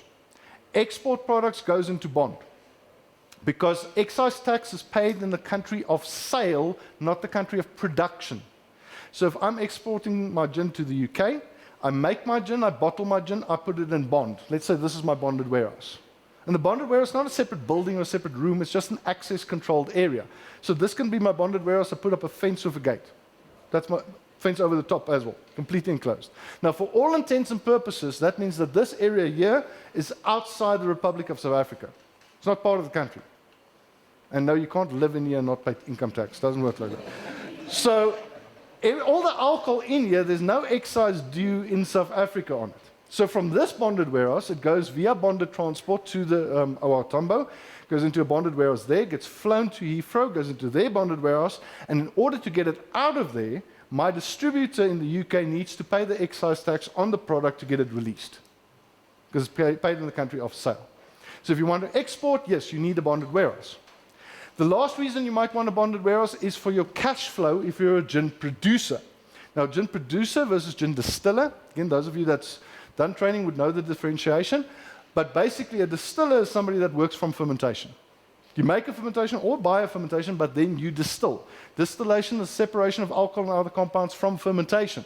So if you're not working from fermentation, you're not really distilling. But if you're a producer, then you're buying in neutral spirits and turning that into gin. Doesn't mean you're not craft, doesn't mean that at all. You're still a craft product because you fulfill all the obligations of craft. But you're not making a fermentation, you're buying in the alcohol. Now, there's benefits and drawbacks to that, which I explain in detail in the gin course. So if you want to do that course, you'll find all the positives and negatives if you're trying to make that decision, should I make my own or should I buy it in? It will take too long to do now. But the benefit of a bonded warehouse, if you're a producer, is you're not paying the excise tax on purchase. Now, if you're purchasing alcohol, you're purchasing a 220-litre drum of 96% alcohol, okay? So 220 liters times 0.96, that contains 211.2 liters absolute alcohol, times 230.3, 48,600 rand is the excise tax on that barrel. And then another 15,000, which is the cost of the barrel and the product inside, plus the profit of the manufacturer. So you're looking at 63,000, let's say 65,000 rand for a barrel of alcohol, of which 48,000 is the excise tax. Now, if you have a bonded warehouse, you can buy under rebate, which means you're not paying the excise tax on purchase, you're paying the excise tax on your production. Now, how that works, and this is standard excise for any distillery, once you bottle, once you cross the line from the VMP into the VMS, I cross that line, then I do my declaration, and 3 months later I pay my excise tax. So you've got 3 months to sell the product before you have to pay your excise tax. That's obviously much better for your cash flow. You don't have 48,000 rand per barrel tied up in stock that's not even produced yet. So that's a big benefit. Registering a bonded warehouse, if you're buying in alcohol, better for your cash flow. Okay, then Department of Agriculture, Fisheries and Forestry, or now DALID, not DAF anymore. So like I said, 3 times. First, to get your certificate of safety for human consumption, which you need for your license application. Once you have your license, you send them a copy of the license, and they issue you with an A number. Now, the A number, for those of you that's not familiar with it, you can check the bottles on the tables in front of you. They all should have either A or a B number. B number means imported products, A number locally manufactured products. Not like some people think that A is good and B is bad, but B is imported, A is local. Now, that A number is a searchable code number. You want to know who made this bottle of product? You go onto the Sarvis website, sarvis.co.za. On the home page, there's a search A number bar. You type in the A number, you press search, whoop, up comes their address of the manufacturer, the person that actually made that. Now, an A number is not a legal requirement. The law states that a legal label must contain the name and address or code number of the responsible seller. Not the manufacturer, the responsible seller. Now, normally, if you're manufacturing, then you're also selling. But that does mean a contract client, and I'm not going to go too much into that now, but a contract client can have their own distribution warehouse and can have their own A number. They don't have to use the manufacturer's A number if they don't want to. Now, you can put your name and address on there and just not apply for the code number. It's still a legal product. I don't recommend that, however. My recommendation is that you put your name and address and your code number on the label. And you will notice that most of our clients do that. One that I know definitely, Triple Free. If you can check, there's 2 tables of Triple Free bottles. You can check on their bottle. You'll find the A number and the address. Now, why do I say both? If I only need one to be legally applicable, why both? You want your address on there, and your website, and your WhatsApp number, and your email address, as much information as possible that could lead to a sale. This is a mobile billboard. Wherever this bottle goes, that's marketing. So if somebody tasted it at a friend, they see it in a bar, they want to buy it. How do I buy it? Oh, look, there's the website. I can buy it online. There's the address. I can go visit them. There's an email address. I can mail them and ask a question. That is a sales tool. So you want to make it easy for people to get hold of you. But then why put the A number as well? Because people don't know what the A number is. Some people think it's good or bad. Some people think it's your license number. Some people think it means your product is approved. It means none of those things. But that's what they think it means. And if they don't see it on the bottle, they think it's an illegal product. So just for their own sensibilities, we put the A number on there. It's something like 500 Rand to get an A number. It's negligible. At least you have that trust in your product that, you know what, this product actually went through the steps. And then lastly, your product and label approval. You can't just make a label and put anything you want on there. In the National Liquor Products Act regulations, there's everything from your font sizes to contrast colors to the fact that the font must be legible to what kind of background pictures can there be and can there not be, the wording that needs to be used, all the different types of information that has to be on their product of South Africa, etc. All of that stuff is in there. Your health warning legislation. How big must the health warning be? Couple of products here on the shelves, I'm not going to name names, which you can work it out for yourselves. The law says the health warning must be 15% of the applied label size. Quickly check the bottles in front of you, which of their health warnings are actually the right size. And then there's this other very little known piece of legislation, Article 12, which says nothing on the label may be misleading. So I had a question earlier today, I'm not going to point at people or look at people or anything, that asked me, instead, if I'm not legally a brandy, can't I just change the name a little bit so that it sounds like brandy or reads like brandy, but it's not saying brandy? No, you can't. Because Article 12 said nothing on the label may be misleading to the public. So you can't play around with the words like a very well-known national company recently launched, I'm not going to name names, but you should have seen it in the shops, a juniper-infused cider. It's an illegal product. It's not the first time they've done it. So you can't do things like that. Another well-known brand launched a non-alcoholic gin and tonic. You can't do that. You can't use the word gin if it doesn't contain alcohol. A national company launched a non-alcoholic sparkling wine. You're not allowed to do that. You can't call it wine if it doesn't contain alcohol. So you have to be very careful what you put on your labels. Otherwise, they're going to force you to take all your products off the shelf, you're going to pay a fine, and you have to redo all those bottles. You're talking about hundreds of thousands of rands because you made one small mistake on your label. That's why it's important to know the National Liquor Products Act regulations. Otherwise, you're going to make problems. And it's also why you have to be careful who you choose to design your labels. Anybody can design a label. Freaking hell, my friend's 14-year-old daughter designs beautiful labels. She's an artist. But not everybody can design a label that's legally compliant and that will pass through product approval.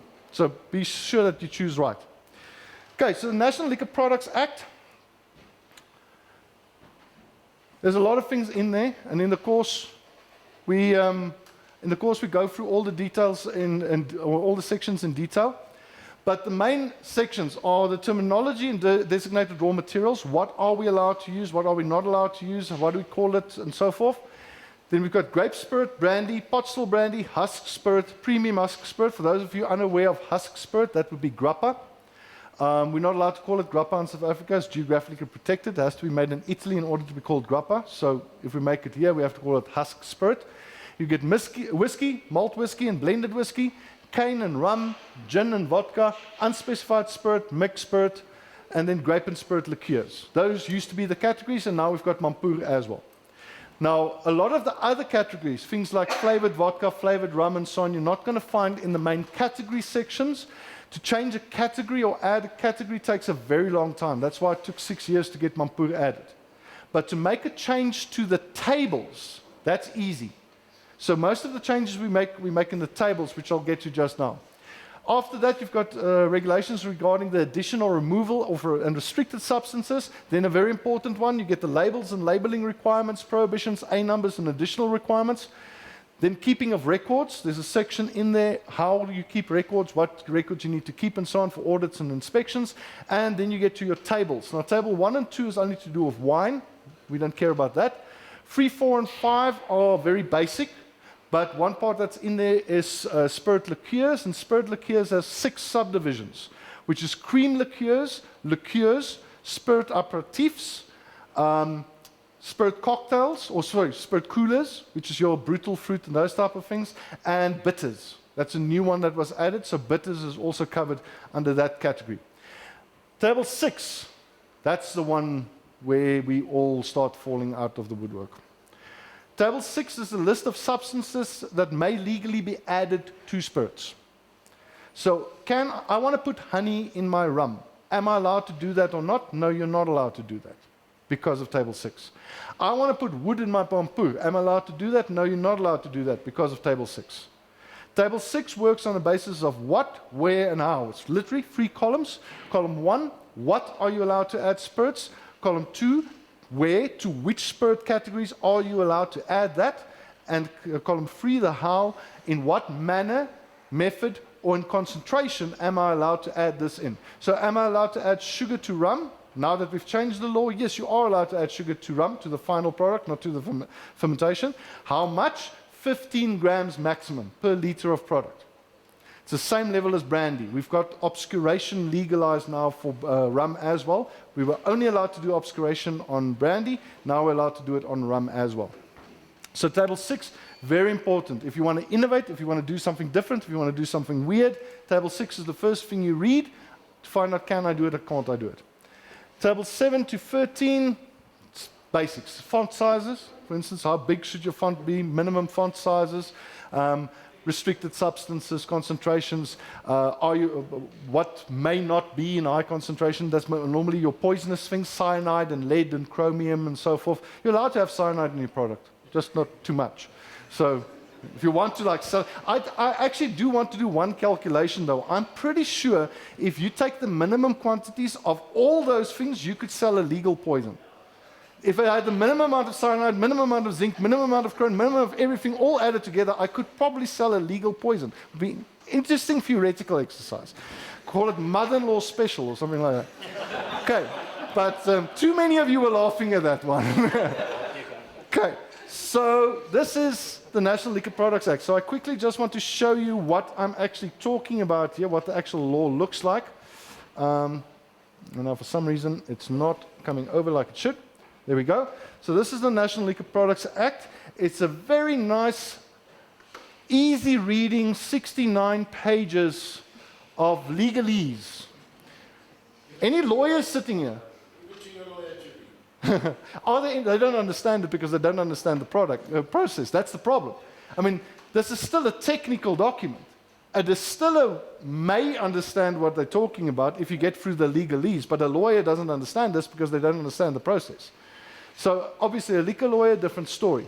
But this is quite hectic. So that's why I recommend that you do the course, because we break it down simply in the business course so that you can understand what it actually means. For instance, if you look at brandy, blended brandy, they don't call it blended brandy, they call it brandy, but it technically is blended brandy. The fact is that there's only 50% brandy in brandy. If you take your big brands now, I'm not going to name names, but legally, only 96 milliliters of the 750 ml bottle has to be brandy. The rest is grape spirit, either grape vodka or grape spirit. Doesn't have to be aged. So you only have to age 50% of the bottle in order to call it brandy. So if you want to start a brandy distillery, like I said earlier, you can't because you have to wait 3 years. Technically not true. You can buy in the 50% from one of the current brandy producers, make your own 70%, your grape spirit, blend it to, and until your brandy is ready. So you can get the product on the market now while you're filling barrels, and in 3 years' time, now you're making pot still. Now everything in that bottle is coming from you. Well, okay, pot still means everything has to be aged, but you get my drift. So as long as you're honest about it, educate the consumer. Tell them, yes, we're buying in from XYZ distillery and blending it with our own grape spirit, and the reason for that is legislation. And did you know that this brand that you drink every evening at home with your Coke actually only contains 69 milliliters of brandy inside the bottle? You should see how people switch. There's a reason my family don't discuss my work with me, because I've put them off so many brands, it's not even funny. So, yeah, quite a lot of information in here. And then when we get to the tables, which is over here, that makes for even better reading, because now it's a table and you kind of have to guess what they're actually meaning. But I want to get to table 6 just so you have an idea what that looks like. So, for instance, Arabica gum is allowed in wine, alcoholic fruit beverages, grape-based liqueur, spirit-based liqueur, and then the manner may only be added after completion and termination of alcoholic fermentation. So this is table 6. You have to know table 6. Those of you that's entering the Brandy Innovation Challenge, you might have seen that on our Facebook pages, competition that the SA Brandy Foundation is running. Make sure before you send your entry in that you go through table 6, because what you may be suggesting in your entry might not be legal, and that immediately disqualifies you from the competition. It has to be a legal process. Okay, so that is the National Liquor Products Act regulations. No point going through the National Liquor Products Act itself. That's a different document. The Act is defined by the regulations. So just go through the regulations. That's the information you need to understand, not the Act itself. Right. So we will be taking a break in about 22 minutes, and the coffee station will still be available outside. Okay, so next. Production. This is your roadmap. This is a very basic roadmap, how to go from where you're sitting right now to being on the market. So the steps, I'm just going to go through the steps. I'm not going to discuss them in detail. That literally takes a day to discuss this in detail. So the first thing, become knowledgeable in distilling basics. Do training, experiment at home, distill at home, product development. Know what you are doing within the context of the law. No point doing sugar washes, because guess what? Sugar washes are illegal. Sorry, I should maybe have mentioned that at the beginning of the day. Because most guys come in here and, oh, make this an awesome gin. Okay, how do you do it? Now, I take the sugar first and I've made it. Can't do it. Illegal. Can't do sugar washes. Not allowed to add sugar to product to increase yield. You're not allowed to mix sugar sources. Those are the 3 big things that normally where people drop out. Can't add sugar to molasses to make a rum fermentation. Not allowed. Can't add honey to molasses to make a fermentation. Not allowed. Cannot use invert sugar to make a fermentation. Not allowed. Can't use dextrose powder, dextrose monohydrate, malt extract, maltose. None of them. They're not allowed. Okay? You need to know the National Liquor Products Act regulations. And using that information become knowledgeable in distilling. Perform a feasibility study. Is this going to work? Now, I'll quickly show you the feasibility study we give you in the course. But it's basically, this is what it's going to cost me to make it. This is what my expenses are going to be. This is how much I need to sell in order to break even. Can I sell this amount of product? Is that feasible or not? Define your target market. Who are you selling to? Who? I'm selling to people living in Pretoria. No. If you want to sell to people living in Pretoria, you have to come up with a marketing campaign that will reach every single person in Pretoria, and you need to now hope that they like the type of product that you're making. That's not going to work. You need to be specific. Where's that gentleman from Mozambique? You've got a very specific target market. Am I allowed to share? Because none of us can do what he's going to do. He's in Punta Maria, or close to Punta, at the edge of the game farms and so on there. His target market is tourists visiting that area, visiting their farm, visiting the game farms. That's his target market. So his target market is defined. He's already made one huge step in going commercial. Next step, define your spirit range. Now that target market that's visiting him, what do they drink or what do they want to drink? If I'm a tourist going to Mozambique, what do I want to drink? Rum, not R&R. No. I want to drink rum because I'm in a subtropical area, there's sugar cane going around all around me, I'm at the beach, I want rum. So that's what you're going to make. If I'm setting up a distillery in Stellenbosch, and my target is tourists coming to Stellenbosch, overseas tourists coming to Stellenbosch, what am I going to make? Overseas tourists. Let's make it more specific. British tourists visiting Stellenbosch. What am I going to make? Warm beer, okay. Probably not gin, because a Brit can, they're fed up with gin.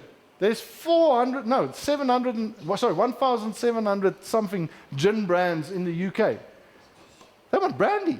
They're in wine country. They want it, but not brandy like brandy and Coke.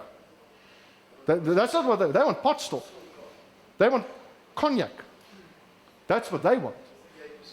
So, who are you selling to? What do they want to drink? Be as specific as possible. Why do we want to be specific? Guess what? We're not big companies. We don't have unlimited marketing budgets. I can't put a 30-second TV ad that runs for a month to punt my brand on TV and reach as many people as possible and hope somebody buys my product. We can't do that. I've got a limited marketing budget, so I need to know where to spend that marketing budget. If I know who my target market is, I develop a product for that target market and I do a specific marketing campaign to reach them. That's the best bang for my buck.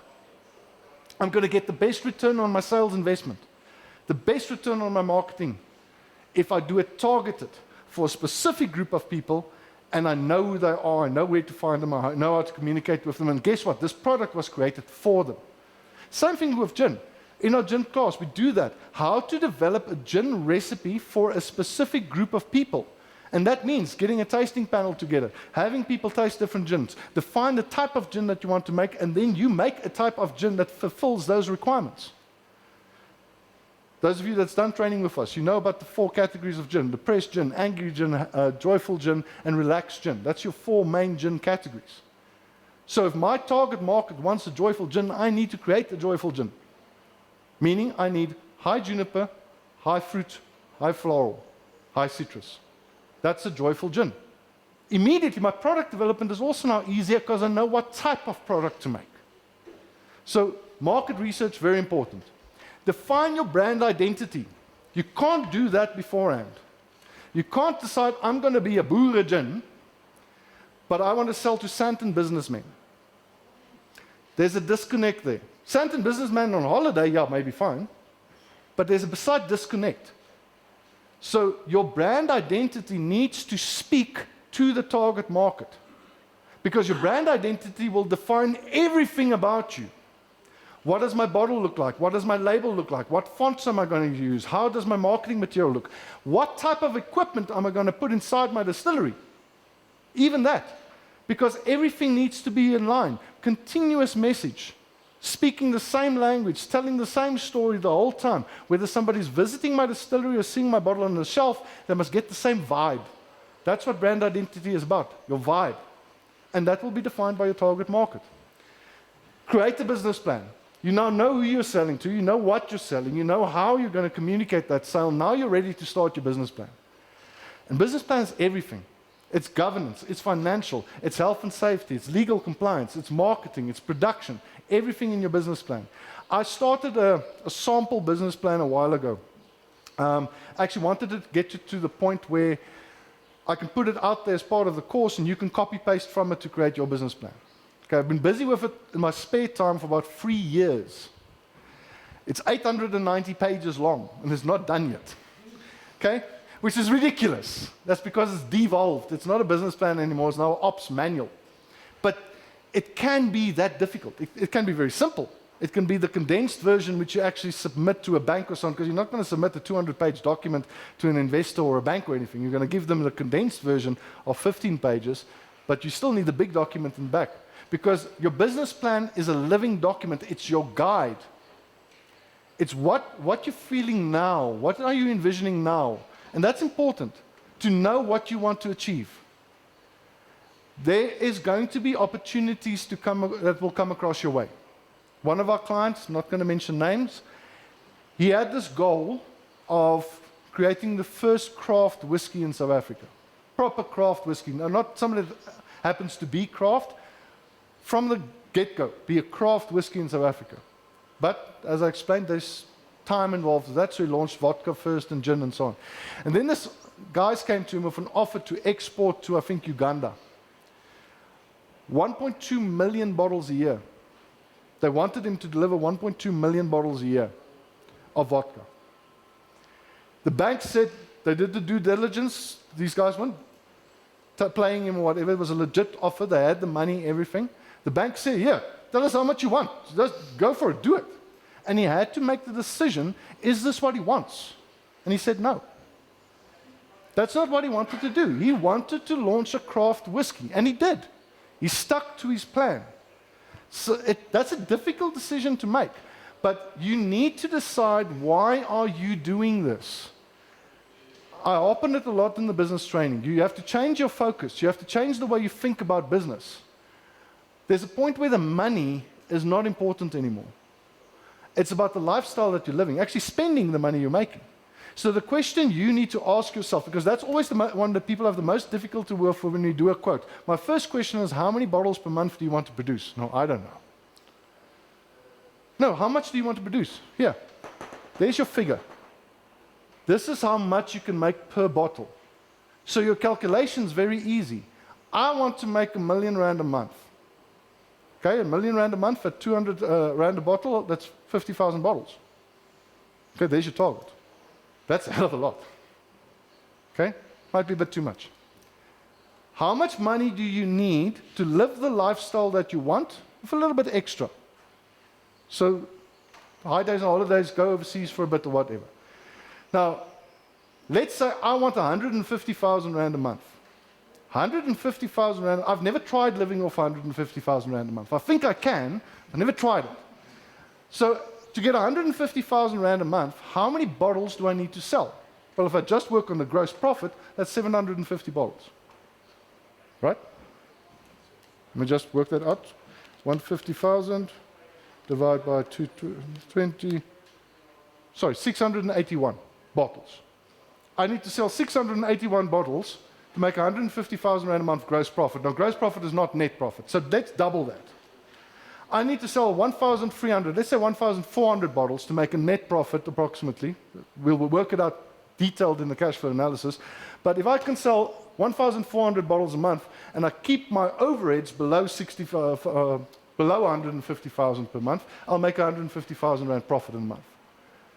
So if I can make that amount of money selling 1,500 bottles, why would I sell 2,000 bottles? Why would I sell 3,000 bottles? Why would I want to sell 10,000 bottles? Because now it's about making money. Now you're not working to live your life, you're working to work. If you catch my drift. Because to sell 10,000 bottles, that's a hell of a lot of work. Why? I can sell 1,400 bottles out of my front door if I'm at the right place and I'm doing the right marketing. I can sell 1,400 bottles a month out of my tasting room, which means I'm not making 220, now I'm making 320, which means I'm actually making more than 150,000 rand a month.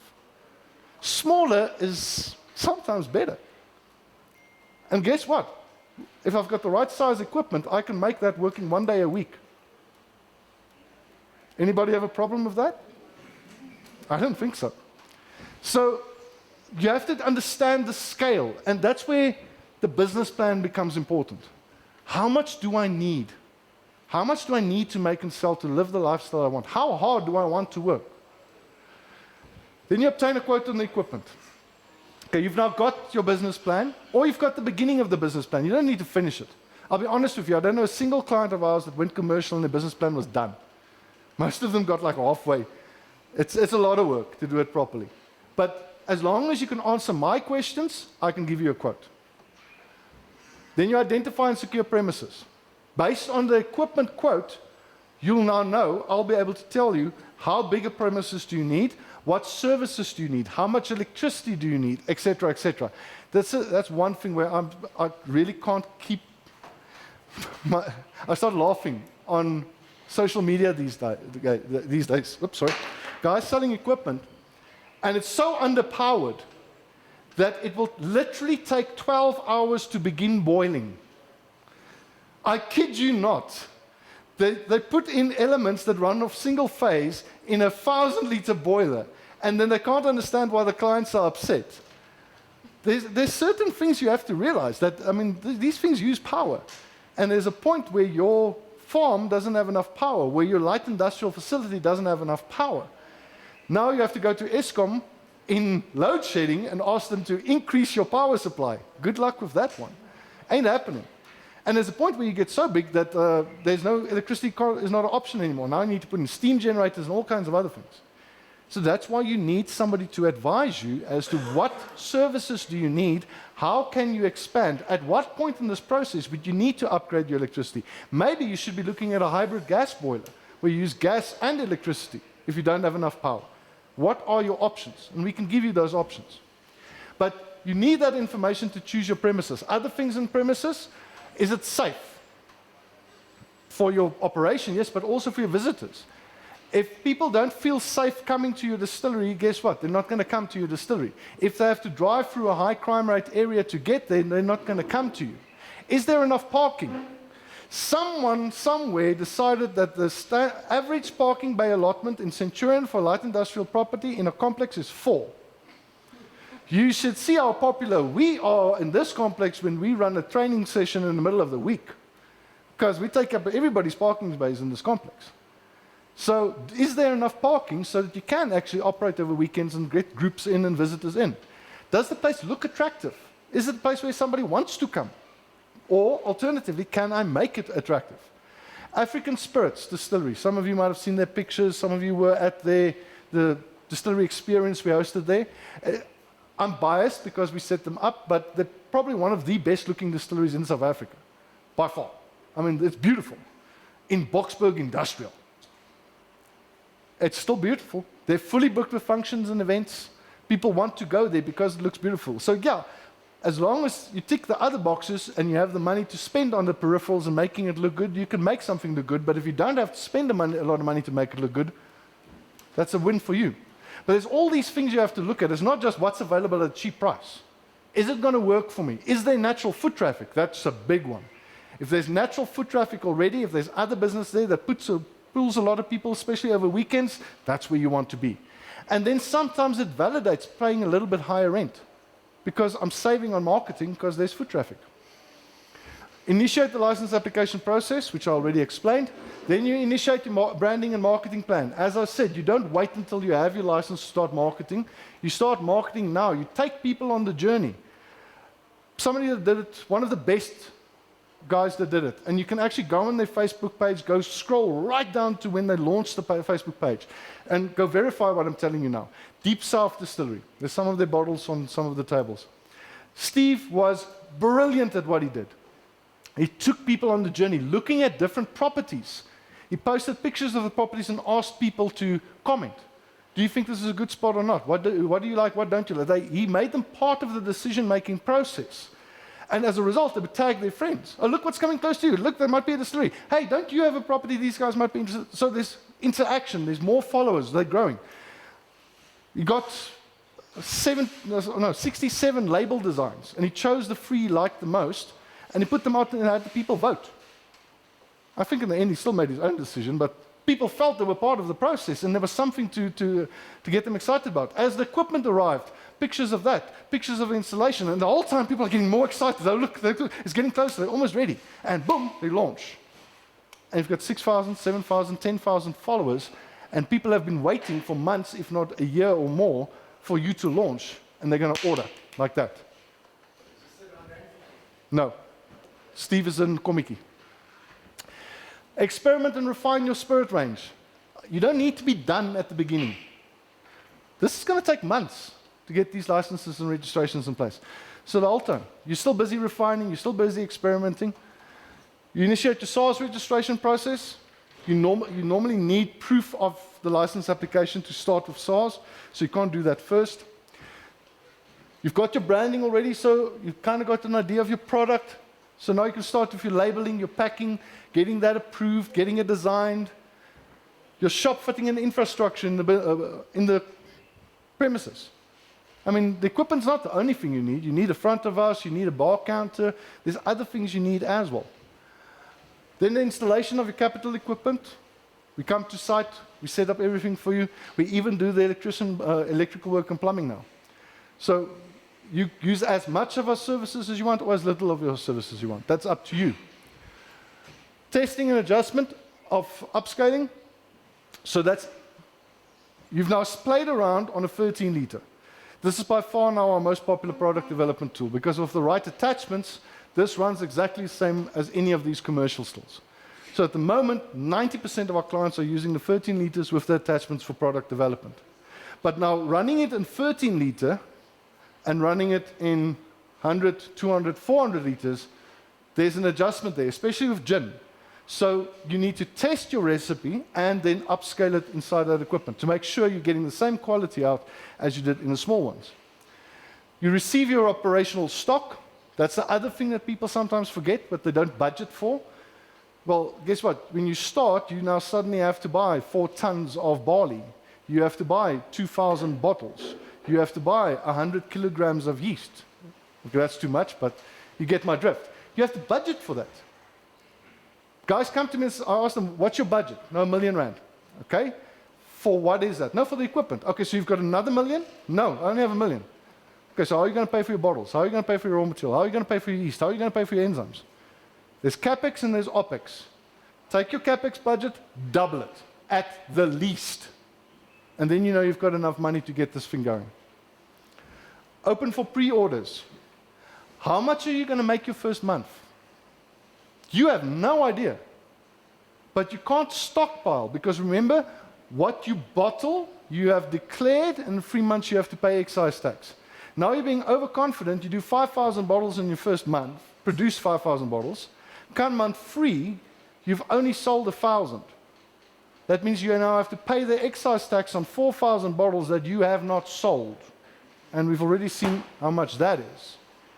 So you need a way to plan, and the way to plan is open for pre-orders. You've got your following, you built your following, you listened to Andre, and you've been marketing and building them up. So, okay, I'm available for pre-orders. In 1 month's time, the product's going to be ready. Place your orders now. Pay up front, good for your cash flow. And there you go. You know how much to produce, plus 500 bottles extra. Your initial production run, you do that initial production run to fill those orders, and then you actually start your operations. Now you're running your business. That's your roadmap to your craft distillery. If we break this down, and again, I'm not going to discuss it, into actual types of activities, you've got your product development in purple, your financial activities in green, marketing in blue, administrative in yellow, and operational activities is in brown. Obviously, in the course, we go into much more detail to break those down in the subcategories and steps, but you can see how much, in the whole scheme of things, operations is the least amount of your time. I mean, it's 4 out of the 20 steps is operations. Marketing, admin, financial, that's where you're going to in this initial phase, where you're going to be spending most of your time is on those types of activities, not actual product development or anything else. Okay, now, we made this quite easy for you as well. Now, okay, I must admit when I did this, I was geeking a little bit. So, who of you know what a Gantt chart is? Okay, so high-level business management, project management, so on, we use Gantt charts. And we actually created one for setting up a craft distillery now. It was COVID, I was bored, okay? So this is literally all your steps, and yes, it is geared to us. So you'll see that B1 course, the C10 course, I literally broke it down for you, and how long it's going to take, or should take. So if you put in your start, well, you put in the start date, and this calculates exactly for you what happens, has to happen by which date. It will tell you how long it should take, and you can adjust that as you will, and it gives you a percentage completion. Now, there's quite a bit of information in here, because it's everything. Working with DAF, working with SARS, working with your attorney, etc., etc., etc. Everything is in there. But once you've done it, what it gives you is, I'm just going to zoom out. That's a Gantt chart. What has to happen when, on which timeline. You can plan your entire process from beginning to end. You can set up for yourself your targets. I have to have this done by that date. I have to have this done to that date, etc., etc., etc. Okay, so this is one of the downloads as part of the business course. You can plan your entire process from beginning to end. We've given you the tools to do it. And you can obviously adjust it, but my recommendation is save the original and work on a copy, because if you break it, I ain't fixing it. That's actually quite difficult. Okay, so next one is distillery design, but before we get there, let's quickly take a break.